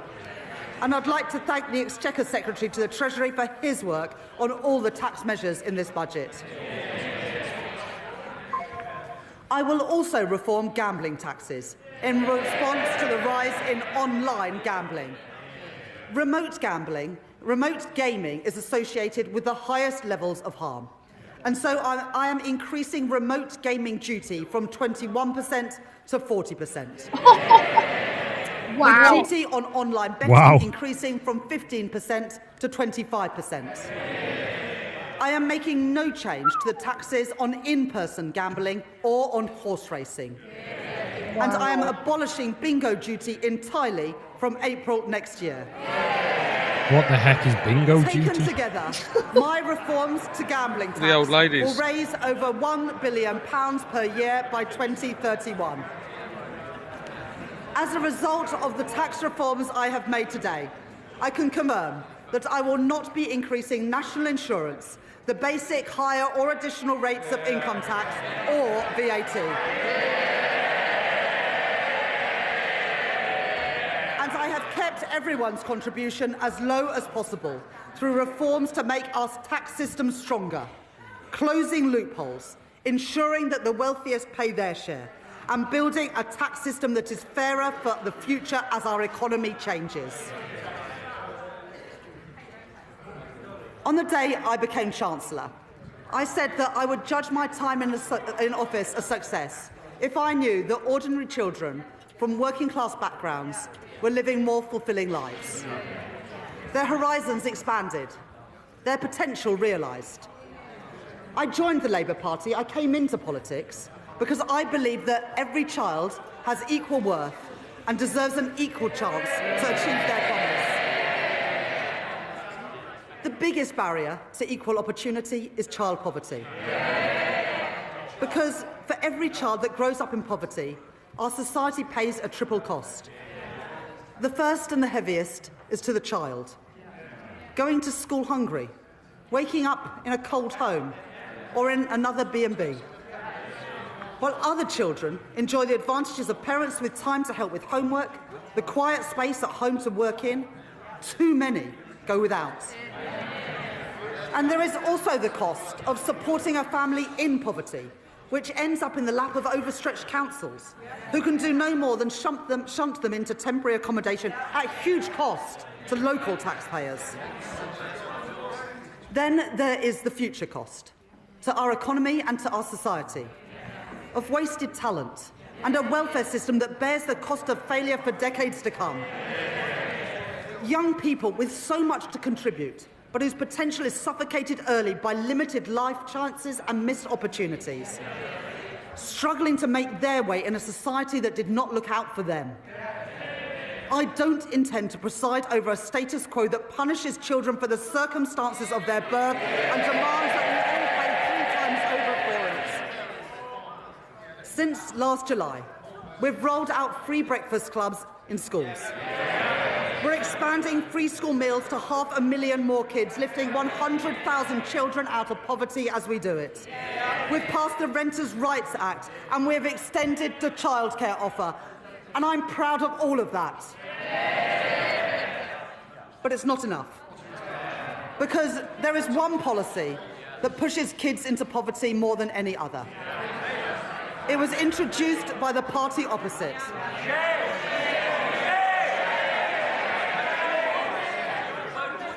They said it would save money and that it would bring about behavioural change, disincentivising poorer families from having more children.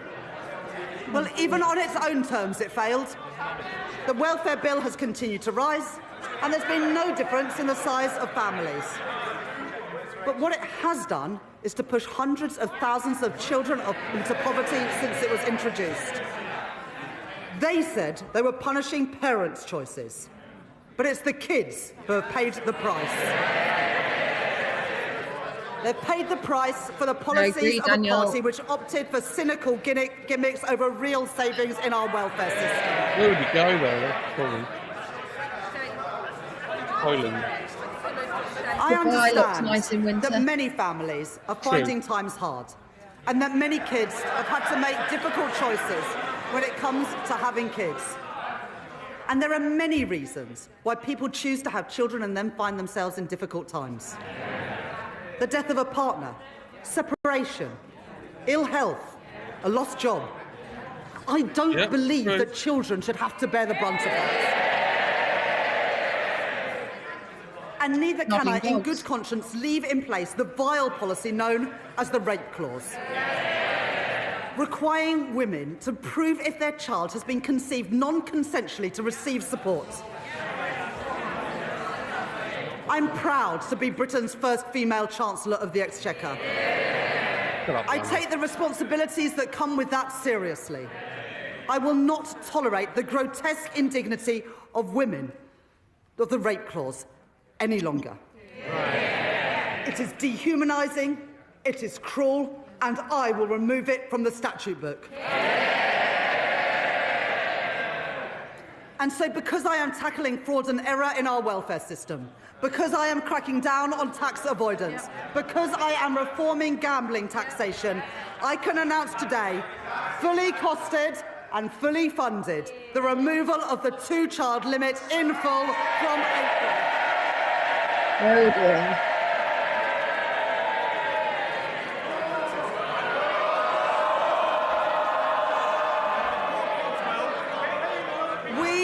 This side of the house. It's amazing what people get so angry about, and we've seen their true colours today. The thing they get angry about is lifting children out of poverty. Order. Can't argue with children. There'll be something sinister behind that, I guarantee. I think our constituents have heard all they need to from the party opposites today?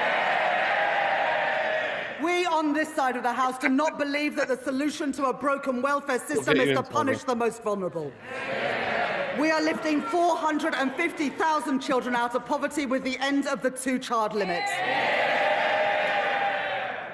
And, Madam Deputy Speaker, combined with other actions we are taking, this Labour government is achieving the biggest reduction in child poverty over a parliament since records began. What about the accountability of where said parents spend the money? That's the problem, not the poverty of the child. Madam Deputy Speaker, I know how worried It's a real families issue. It should are be done about in the cost clothes of banks and everything. food banks, not in cash. Worried that their money won't stretch to the end of the month. Worried that price... It's true. I think if you've got a house that's worth £5 million a year, you can probably afford it. But you get more exercise about reducing child poverty than you do about the richest paying more. Under this government, wages have risen by more since we were elected than in 10 years under the last government. And that's why so many small businesses have now died. Already saving families £1,200 a year off a typical new mortgage, compared to that to when Liz Truss was Prime Minister.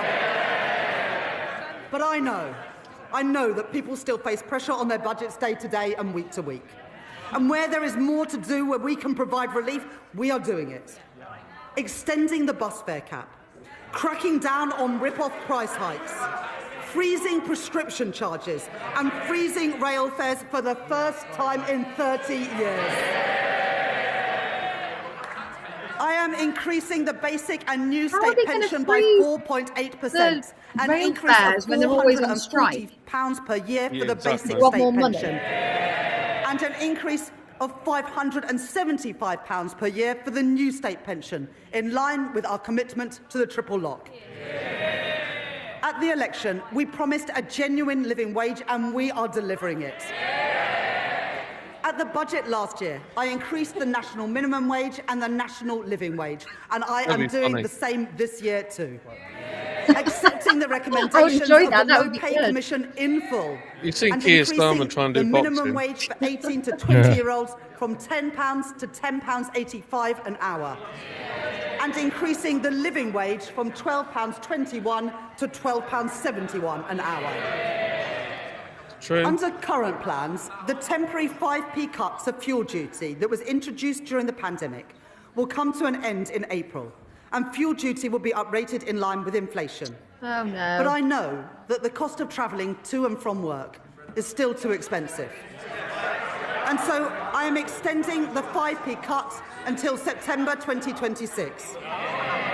And because I know that changes in wholesale prices are not always passed on to motorists, I am bringing in new rules to mandate petrol forecourts to share real-time price rises through a new fuel finder, empowering drivers to find the cheapest fuel, calling out rip-offs and strengthening What about the competition, motorways like saving the Mopo, average household £40 who are a year. all owned by Madam university Deputy Speaker, one of the greatest drivers of the rising cost of living is the cost of energy prices. But you won't tell them. The cause of high energy bills must be tackled at source. And so we are investing in energy security, in nuclear and renewable energy, and in insulation through our Warm Homes Plan. But that's not enough when people are struggling with energy bills today. The Conservatives' Eco Scheme was presented as a plan to tackle fuel poverty. It costs households £1.7 billion a year on their bills. And for 97% of families in fuel poverty, the scheme, get this, has cost them more than it's saved. It is a failed scheme, and so I am scrapping it, along with taking other legacy costs off bills. And as a result, I can tell you today that for every family, we are keeping our promise to get energy bills down and cut the cost of living. With £150 cut from the average household bill from April next year. What, a year? Money off bills and in the pockets of working people. That is my choice. not to neglect Britain's energy security like the Tories did, not to leave working families to bear the brunt of high prices like the Tories did, They won't but even to get me a get food shop the in 1 energy week. costs down now and in the future. That is the Labour choice. And Madam Deputy Speaker, one more thing. Because of our action on bills and on prices, as a direct result of this budget, the Office for Budget Responsibility confirmed today that inflation is coming down faster and will be a full 0.4 percentage points lower next year. That's the benefit of a Labour government cutting the cost of living. My shopping bill doesn't agree there, John. No. This Labour government is changing our country. In the face of challenges on our productivity, I will grow our economy through stability, investment and reform. I've met my fiscal rules and built our economic resilience for the future. I have asked everyone to contribute, yes, for the security of our country and the brightness of its future. But I have kept that contribution as low as possible by reforming our tax system, making it fairer and stronger for the future. I have protected our NHS, maintaining public investment and driving efficiency in government spending. I've taken action on our broken welfare system, rooting out waste and lifting children out of poverty. And I have cut the cost of living, with money off bills and prices frozen, all while keeping every single one of our manifesto commitments. Those are my choices. Order. Mr. Rankin, Miss Morton, your voice carries right across the chamber. Right across the chamber. Try and take a breath every so often. Chancellor. Those are my choices. Not austerity, not reckless borrowing, but cutting the debt, cutting waiting lists and cutting the cost of living. Those are Labour choices, promised and delivered by this budget, promised and delivered by this Labour government. And Madam Deputy Speaker, I commend this statement to the House. There you go. And that's it. And that's it. We're done. Got brain ache. No, so now what they do is like an hour of moaning, blaming each other, Right. kicking off. You can't do this, you did that. Oh my goodness. So, key points in that. Let's have a look. I was watching the pound to see where it was going during that speech. And it actually, according to this, it went up. Okay. And then it went down. Oh dear. So it went up by 0.0041, and that peaked at what time was that? That was around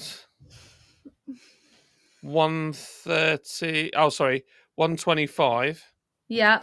PM, and then now it's gone down to what are we at now? 1.3119 so it's on its way back down, and that was at like literally at the end of the budget. Is that against the dollar or euro? That's just, it just says pound sterling to the United States dollar. Right. So we were up 0.36 and then we went back down, and we're kind of bouncing around at the moment. So it was taken fairly well, but I guess in the next hour or so we'll know a bit more. Yeah. Insane, isn't it? So your electric car, it's going to cost you, if you do 10,000 miles a year, that's like an extra 300 quid on top of whatever tax is already there. I don't know how they're going to enforce it. You think it was what we were talking about before? Your car's spying on you, so BMW, in our case, will report to the government that, oh, he's driven 3,000 miles this year or whatever. Yeah. That would be scary if they're doing that. I think you'll get pop-up shops appearing. Disconnect your car from the cloud. It's 100 quid. Yeah, and it'll be funded by the AI technology hubs that they're going to put in. Yeah, it's true.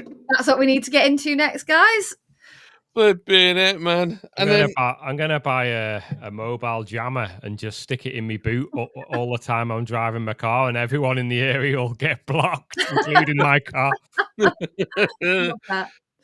Oh. It's crazy. Now, right? If you get, let's say a Porsche, what's it called, the Taycan, the electric Taycan that a lot of business owners like, even though it says turbo on the back still. Yeah, you know about that? Yeah. So that will cost you, is it £700 in tax for the luxury car? What is it? I think, let me just double check. I'm sure it's something like. Haven't some cars gone to like $3,000 a year or something stupid tax? Have they? Yeah, old stuff like Subaru Imprezas and things like that are just, they're trying to tax us out of old cars. Wow. Luxury car, 474 quid, I think, luxury car taxes. What would they're classing it as anything over 40k new, aren't they? So Yeah. basically everything. I think even if it's over 40k now. Yeah. Yeah, and they're raising it to 50k. Right. This charge is levied on motorists for 5 years once a vehicle is first registered. It will total 2,370 quid. What happens after 5 years? It just goes to normal road tax then? No, it'll just be, they'll keep it on there. They never put it back down again, do they? No. So you get, so if you've got an expensive car, you pay 474 quid of tax extra. And then you pay, so it's gone up by, it was 425. So it's gone up by another 50.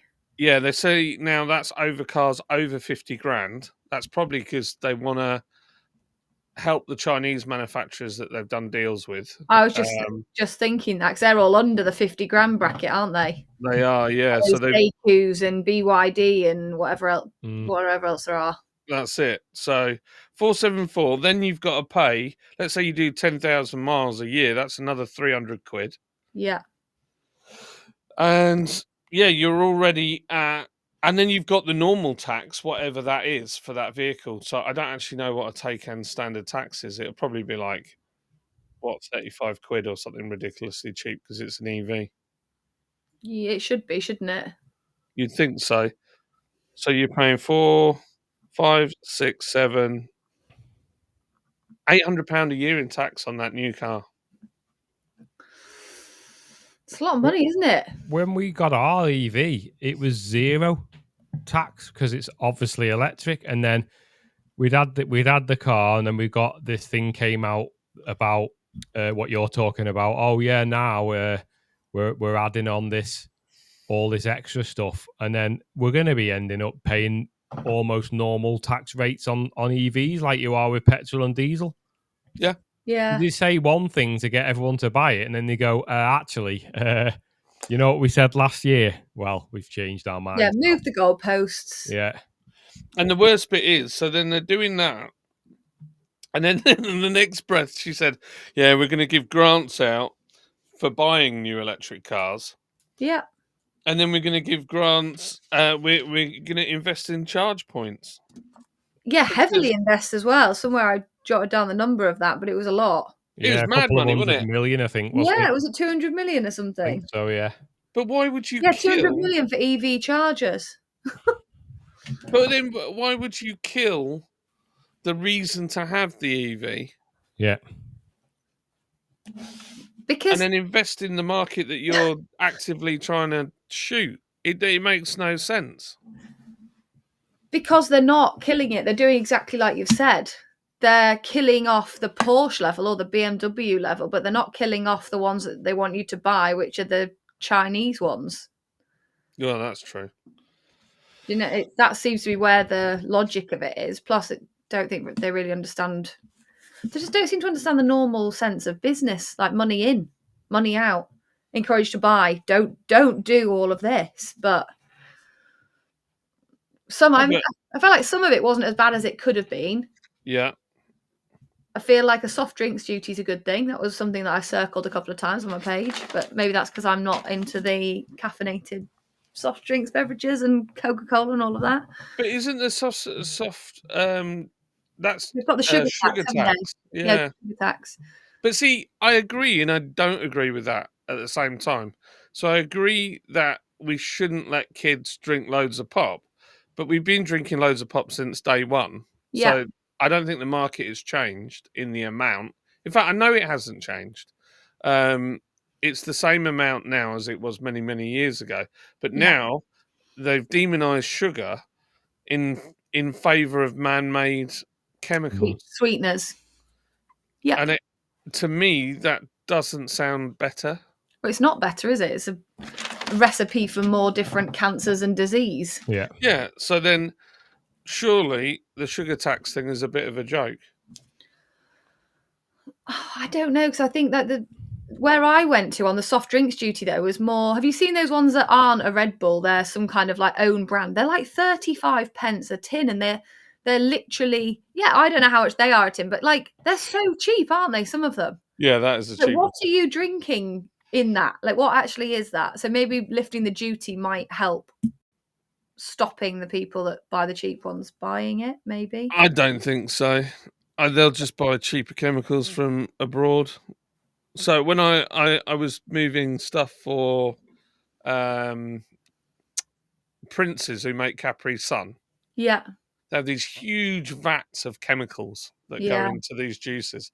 And I asked a guy who works there, who makes the stuff, I said, would you drink this? He's like, not a chance. But the thing is that that's all just a way of them getting the taxes off the sales, isn't it?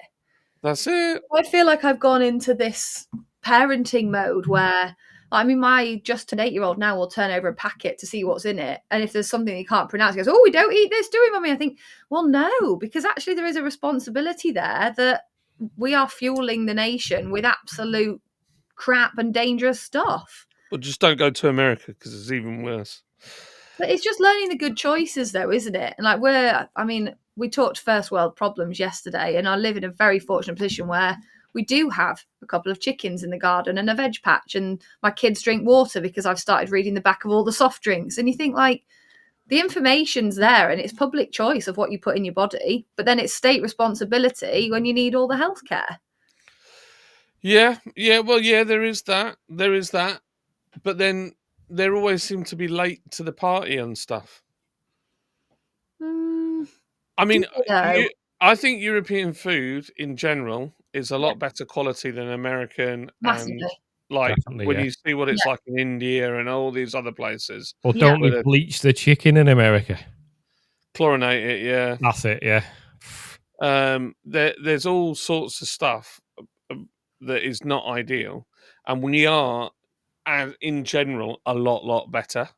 But we still have a way to go. But it's also, I don't think that, I think they're saying that the taxpayer has to pick up the bill, and like with smoking and alcohol, it's quite obvious that there is a direct link. I think with fizzy drinks, it's a bit more tenuous to say that people are going to hospital because of fizzy drinks. Because if you actually saw what they put in them, the amount and how fizzy drinks work, they put the minimal amount of additives per can in, because the more water they can put in, the cheaper it is to make. Yeah. So there isn't all that much in there compared to like a beer or vodka, or which has lots of alcohol in it. So I just feel like it's just a stealth tax. It's something that we use a lot. If we can get people, I mean, you could argue that fizzy drinks are really bad for your teeth. They will literally melt them, right? Why is that money from that not going to help sort out dentists and NHS dentists? That, in theory, that's what I would say. That would make sense. But that's the same as then when they put the VAT on private school fees, so 20% on top, and it was meant to take the pressure off the state school system, and they haven't used that money to fund the state school system at all. So where the hell's the money gone? Well, yeah. It just Because I tell you what, it's cost me. And I was thinking, oh, it's the greater good thing. It's not. Like, I had to move my son out of state school because it wasn't a good fit for him. He was already getting in trouble in a very short space of time, and he's a really good boy. So we've had to make family cutbacks elsewhere to be able to do that. Then they chuck 20% on to try and make said schools better, and they've not done it. So again, it's just another one of these taxes of maybe it's because it's seen as a rich tax, but actually it's not. It's a parenting tax because it's trying to make the best choice for your children. Well, they want everybody. I've done both. I've done private school and I've done state school, and there is a distinct difference in both. Yeah. In a state school, it's all about fitting in, not fighting back, not like push. You can do well if you want to do well, but you don't have to do well. It's all about. It's like Mickey Flanagan jokes about like one of his mates wanting to be a van driver, and they were like, "Whoa, no, you can be the lad that loads the van. You're not being a van driver." And it's like that. For me, I think that's what state schools like, and they really focus a lot on the narrative of whatever the government wants to carry at the time, whether it be DEI, inclusivity, LGBTQ, Yeah, that's whatever. at the minute. Yeah, whatever faith is the flavour of the moment. And then in private school, it's the opposite. In the private school, it's very much like, no, these are the principles that we work off. This is what you stick to. Why have you got 8 out of 10 when you should have got 10 out of 10? And they push you to go for it and not and to stand up for yourself. So and where do you see the majority of this lot sat in there? They're all from private schools, most of them. Yeah. And that's unfortunate, but that's what the establishment are. So that they know that the people at the very top can still afford it, but they want the generation to be in the state school so that they can affect them into believing whatever they want to believe. Yeah. It's just total madness at the moment. It's crazy, isn't it? It is. It's total like I mean, I listen to what my kids say, and I just think I'm like, they're like, it doesn't sound right, and I said, no. Well, if it doesn't sound right, it's probably not right. Yeah, and that's You know what I mean? Yeah, but you've got common sense around your table. That's the difference. Well, they had National Men's Day the other day, and they were saying that if you were a trans man, that you're a stronger person than a straight white man. That's what they said. What? Yeah, that's what they told them. Yeah, on National Men's Day. No, they didn't. Yeah, that's exactly what they did, and I was like, well, how do you quantify that? I mean, it's an outrageous statement to say. Yeah. And I'm like, what are you telling my kids? It's just total stupidness. Anyway, we digress. So basically, there was a lot of blaming going on at the beginning. She laid into the Green Party for no apparent reason. I don't understand why, though. Was that just like having like a schoolyard kick? I don't know, because the Green Party have always been like Labour's allies in many ways. So I don't know what that is. She kept going on about this £22 billion black hole. Yeah. Which there's never been any evidence given for that, but she says it's there. Yeah. She said the 1 point. I said they'll say that there's growth. Yes, and they did. 1.5% from 1. Yeah. So in this country, one of the tricks is, so they can't do quantitative easing by putting loads of money into the economy directly, but if they bring people into the country and then put the money through them, then they can grow the economy, and it's a false growth. We've been doing it forever. It's not this government; it's all the governments we've ever had. And there's nothing wrong with proper migration if it's done correctly. But when everything's buckling under the weight of everything, we need to just take a little break from that for a while. Yeah. But then on the other side, the productivity growth was down 3%. Yeah. So what is that exactly in relation to? Yeah, how have they quantified that? Yeah, what is what is that? I don't know. What I does feel it a bit mean? like Ben. I feel like I need to get some bullet points from somebody that knows more of the economic jargon, because I think that's all it is. It's just got that much wrapping of big words and nonsense that it's really hard to actually understand what's what. I mean, the first bit all sounded good. I started almost thinking I might vote Labour until my brain kicked in and I thought, actually, where's all this? Where's it come from? That's all I just think, where's it come from? One of the guys on the chat put an interesting comment. 1 minute before the budget, there's no money for anything. Now there's shed loads of it everywhere. I'll give you this, I'll give you that. Where the heck's all that come from? That's Obviously, EV taxes and all the rest of Yeah. it.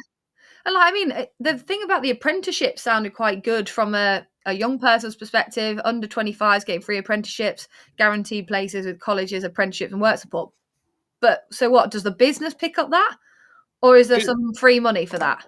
Yeah, well, this is it. They always say about the apprentice schemes. Yeah. And they were always like, "Oh, we'll give you £1,000 to take on an apprentice." Yeah. But I mean, that's nothing. It's nothing at all. The Not amount, by the time you're taking the work gear out of it, the stuff that they'll break, because they Yeah. always do. And there's nothing wrong with that. I'm not having And to the go at time it apprentices, takes is but for somebody to train them up to do anything. exactly. Yeah. There's so much more investment comes from the business side. I mean, she says all that, but so productivity growth in the UK means the economy is producing more goods and services for each hour of work, which is linked to higher living standards and wages. It indicates how efficiently the workforce and capital are being used to create the output. Recent growth has been weak, leading to stagnant wages, lower potential for economic growth compared to earlier periods. Well, so, and for that to go down 3%, that's a lot. That is a lot. That's a lot. So, the indication that the economy has grown by 1.5%, but then we've got 3% down, would indicate that there's some lies going on. Yeah, there's some quantitative easing going on in a stealthy manner. Yes. Captain's right. Yeah, Monster does to metal. I mean, I don't drink. I don't normally drink stuff like this. They're in the fridge because of an emergency truck driving situation where I need to keep my eyes open. And that's about it. A bit like watching the budget. Yeah, literally. Yeah, we know for next budget we do need something more caffeinated to just keep us awake. I'm jealous we have time to nip for a cup of tea. If I wasn't all the way upstairs, I'd have done the same thing. Well, I'm in the garden. I've got to run back into the house. That's why. And then when I stood up, I realised, oh, I'm actually dying for a wee as well. You don't realise till you stand up. So. Oh, funny. The one thing that was interesting, I think you sort of flagged it, John, as they said it, about a 13 billion amount for 7 mayors across the country. I wonder which 7 that is. Yeah, I don't know. I hope it's Luke Campbell. Why is it only 7? Yeah. How many are there, do you think? I'm not sure. Shall I have a quick Google? It seems very, seems sus straight away. Yes. The ones in the right places can have the money. And it was done in such a way that it was very, very, what's the word? It was just... shady. Yeah, it was just stuck in there with other stuff. Yeah, shoehorned in. Yeah. So what does it say? So there's metro mayors, which are directly elected mayors who lead combined authorities, local authority mayors, Mayor of London, obviously. So how many are there? Doesn't every city have one? I don't know. We've only just got one. So we've just got a combined mayor for Hull and East Riding, which caused a whole debacle in itself. So that's really new for us. So I don't know if that's something that's been rolled out nationally or... It says, as of May 25, there are 14 directly elected metro mayors in England, plus the Mayor of London, and additionally 13 local authorities with directly elected mayors. So I wonder if it's 7 of the 14. Yeah, half of them, yeah. Yeah. But which half is obviously... But I know what that... I wonder if that money is going into doing the like stuff like Khan's done with ULEZ and stuff like that, which would need a big fat amount of money putting into it. I still think, and like you guys will hopefully see my point of view on this. £13 billion is a hell of a lot of money. Like, what do they do with the money? Do you know what I mean? Like, some of the budget things that came up when I've been at local events, they're talking about putting investment in, and the figures that they come up with of what it's going to cost to do that. You think any other small to medium business owner would have done it for a fraction. So why is there such a budget for it? What do you need it for? And is it just jobs for the boys? As all these figures were getting pulled out of thin air, I was actually thinking, where the hell do they get these figures from? Yeah. Like you've just said, and how do they know? Well, obviously it's all guesswork, isn't it? We think to fix whatever this problem is, it'll cost this much billion, and it's like you just think how big a spreadsheet you're going to need to get to the billions. Oh man, a big one. Yeah, and that's where I just feel like there's that level of corruption somewhere. Similarly to like when it's all in house, they go, oh yeah, this department's going to do whatever the project is, but they've got to use these other in-house teams of this part of the government for marketing, accountancy, legals, HR. So it's just moving money from one pot along the line to another pot. It doesn't create business. It just puts the money back into the system again.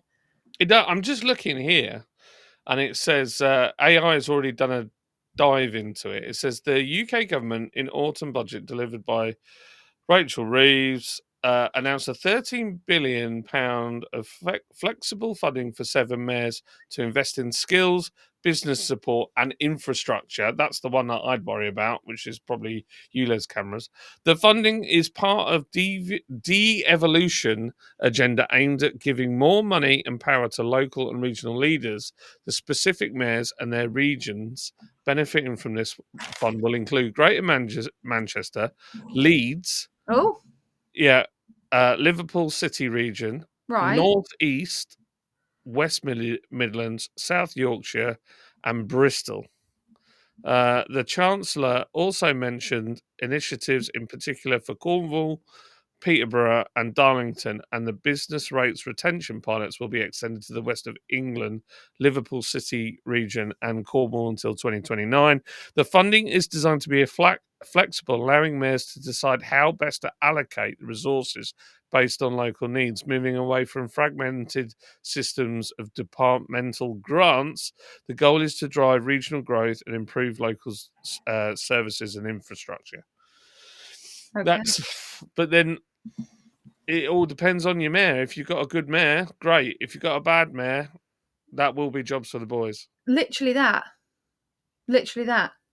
So we need to find out who's the jobs for the boys in Greater Manchester and Leeds. Fact. Yeah. What else? South Yorkshire. I'm just reading some at a glance, budget at key points at a glance, and there's another one for small businesses. So basic and higher income tax rates on property savings and dividend income to increase by 2%. So, oh really? So people getting dividends like me, you, whoever's got a small company, we're going to be stung again. What's that, going up 2%? Yeah, 2 percentage points. That means percent, doesn't it? Yeah. That's it. It says NI and income tax thresholds are frozen for 3 years beyond 2028. The amount under 65s can put into cash ISAs is capped at 12 grand a year, with the rest of the 20 grand annual allowance reserved for investments. Not sure what that means.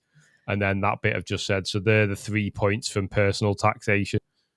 I'm guessing on the 20 to 12, that 8 you get taxed differently on investments as well, don't you? Right. So I've never even had an investment in anything, so I wouldn't know. Sensible now, because it's not really worth having one. Yeah. The only thing that's worth having, if you have a stocks and shares ISA and then you do stocks and shares on maybe the American stock market or the European one or whatever, what you can do is, let's say I put 5 grand in it.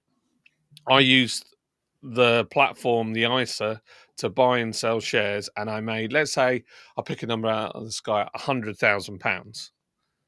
Yeah. That would be tax-free through that ISA. Right. You wouldn't pay any tax on it. So that's the only benefit really, of the ISAs at this point. So are is they to- exempt then? So the growth on the ISA money is exempt from this £20,000 cap? Yes. Okay.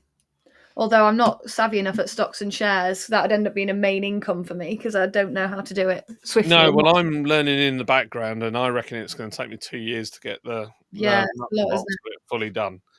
But it's a bit of a joke, to be totally honest. The whole ISA thing, it's just a way of holding a bunch of our money, isn't it? Yeah. Ultimately, Yeah, that's it. so that they can trade with it. That 3% tax for EVs and plug-in hybrids, it looks like that's coming from 2028. So I thought it'd be more sooner than that. Yeah, I thought it was the way she said that. So I wonder what. So the second-hand EV market has been plummeting, and when they spoke about the pay per mile thing, it went. People were offloading electric cars, right, left, and centre. So it'd be interesting to see what the value of those things are. Also, they said plug-in hybrids. They didn't say hybrids, which a lot of these Chinese ones. So the JEQ. Oh yeah. They're My not mum's plug-in. got a hybrid. It's got a little engine that obviously kicks in, but she can't plug it in. But it has got a battery, so Yeah. yeah. My mum and stepdad have bought one of JQ, much to my dismay. My mum's is a Honda Jazz, I think. Are they the small ones? Yeah. Yeah, and so they won't have any. They've dodged a bullet there as well. It's interesting. Captain Cornish is off. He says, "See you later, alligators." See you, Captain. See you later. Thanks for coming in. Yeah, thanks for all the comments as well. Yeah, I've not actually eaten anything today yet, so I'm starting to get a bit peckish. Oh, I've had 2 pieces of toast, and that's it. I grabbed a mini roll as I ran upstairs. So the only thing I would say that's really interesting was the stuff with the cars, the apprenticeship stuff. What does that mean exactly? The growth and the productivity thing, I think, is what I expected. Yeah. The NHS stuff is, I still feel like it's smoke and mirrors.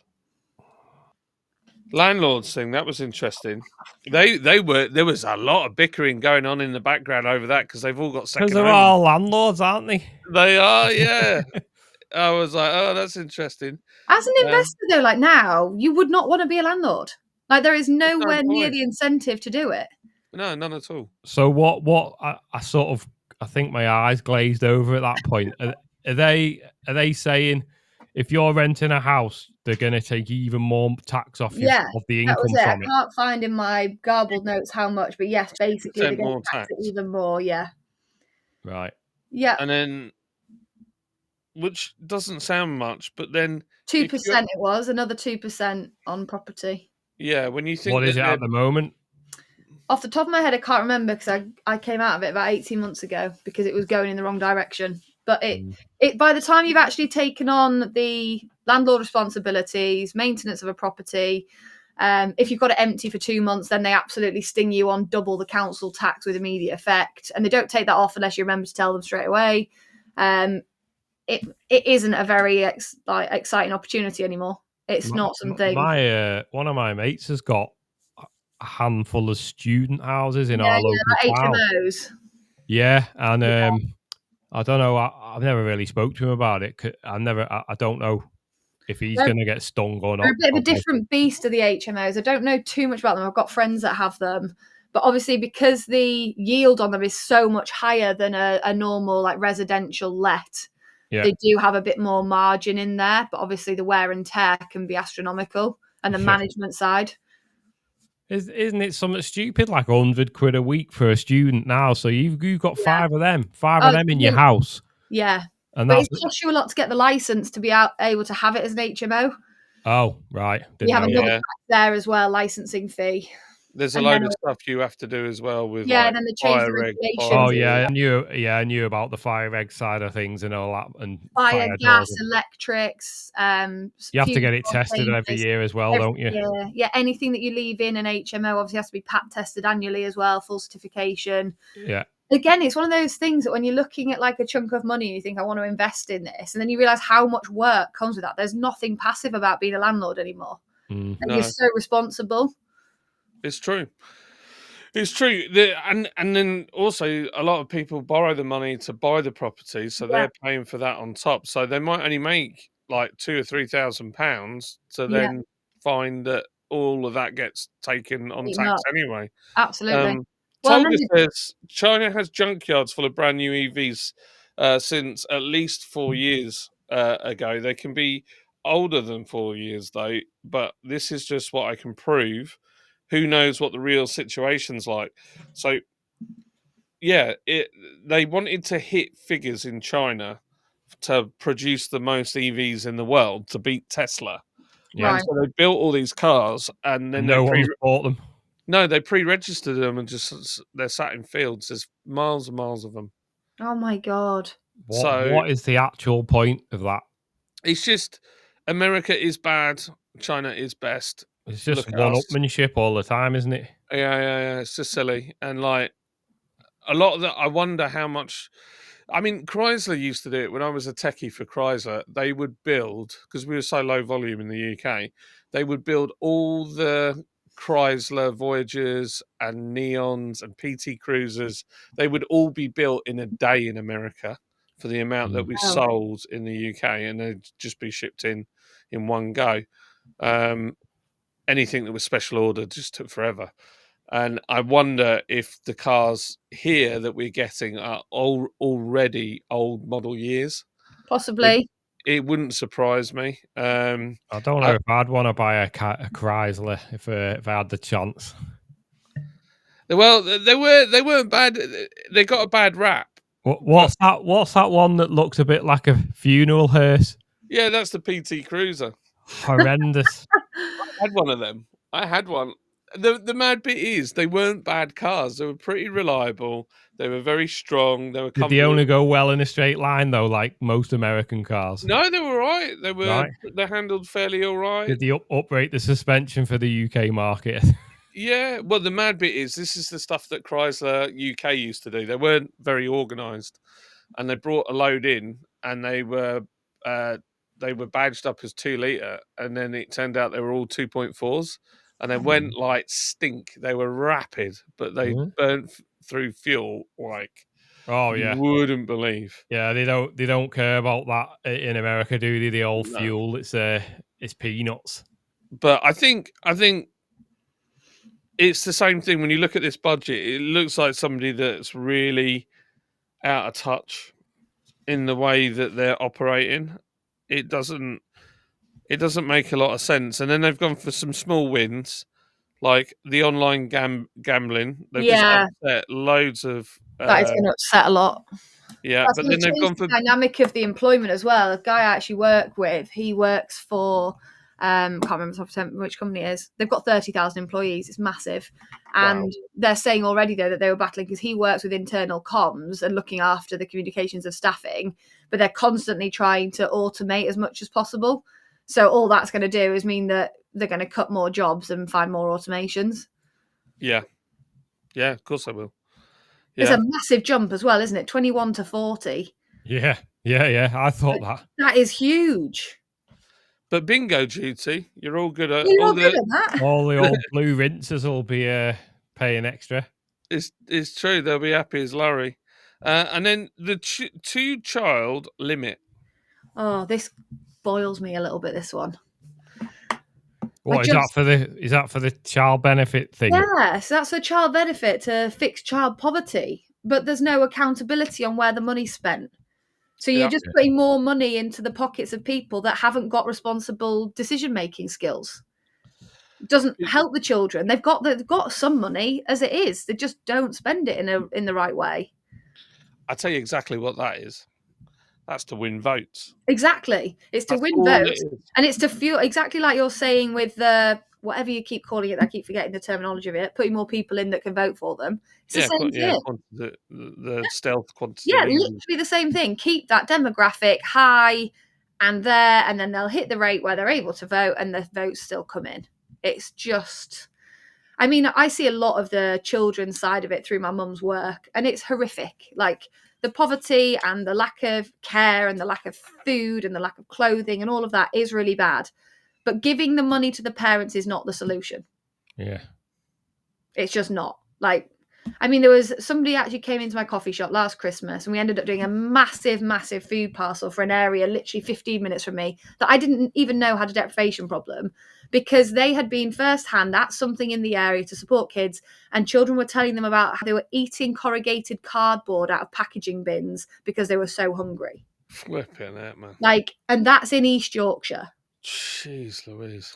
But those parents that are having multiple children with that kind of situation are not the kind of parents that are going to then go and do a shop of diced beef, vegetables, and make healthy food. They're not going to do that. No. It's true. I mean, proper soapbox moment is that for me. I'm sorry, but it's... Well, I'll give you an example. We did a thing and we went and bought loads of shopping with Christmas luxuries. So like all the good stuff that you have in the cupboard at Christmas, your packet, your big tubes of Twiglets and all that. Oh, I love a Twiglet. And we were taking them around to houses that were deemed to like people that had asked for help. Yeah. And this one person answered the door. I gave her 2 bags of shopping. Bearing in mind, at the time, I was broke. Yeah. And struggling. She opened the door and I said, "Oh, I've brought you some food." "Oh, that's so wonderful. Gosh, I thought that was the PlayStation we were having delivered from Amazon." I'll have that back. Thank you. See ya. And I was like, what I mean. On earth? I can't afford a PlayStation for my kids. No, but because you've got responsibility in your decision making. Like, this is exactly my point. And I've seen it. They have it with the stuff like the clothing. Like, we've done things where, as my boys have grown out of stuff, we send massive, massive bags of clothes that are, some I'd say are gardenified, some are way nicer than that. They sell them on Facebook Marketplace. Oh. So the kids don't even get the clothes. No. And you're just like, oh my God. Yeah, I mean, we had one of the houses we lived in, there was a newsagent's at the end of the street, and I used to go in there to get, like you run out of milk or whatever, it's great. And there was this lady, she had 2 kids. It was winter. She was in there buying vodka and scratch cards, cigarettes, and her kids had holes in their shoes and it was snowing. And I could not stop myself from saying something. And I was like, don't serve her any of that. She needs to get her kids' shoes. Yeah. And he was like, he was a lovely bloke, the guy that had the newsagents, a Sikh guy. And he obviously can't see because he's like behind the counter. He came out from behind the counter and he was madder than I was. Yeah. And he's like, you can't take your kids out in the snow with no, like, full on their toes and sticking out the front. This and is these what I poor mean. kids. And it's, I just don't think, I don't think necessarily giving loads of money like that is necessarily going to work. Although I do think there will be some people that are in a middle place where they're working, they get a bit of benefits, and actually that will really help them. Yeah. They're just they're not the mass demographic on that one. No. And so where's all that money coming from for all those people? Because that's a lot of money It on is, one. That's got to be in the billions. It will be, because they're not going necessarily from 2 to 3. They could be going 2 to 5 or 2 to 6. It's madness. Right. I'll tell you what we'll do. We'll end this live stream here. Yes. If you guys hang on. Ben, do you want to say goodbye? Tell them about your business before you go.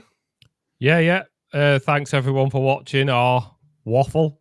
So I'm Ben from Feedback Nexus. So basically it is an online platform that allows small companies that sell software products to collect and collate feedback from their customers, so to help drive their products forward. So for more information, just go to feedbacknexus.com, all one word, and check it out.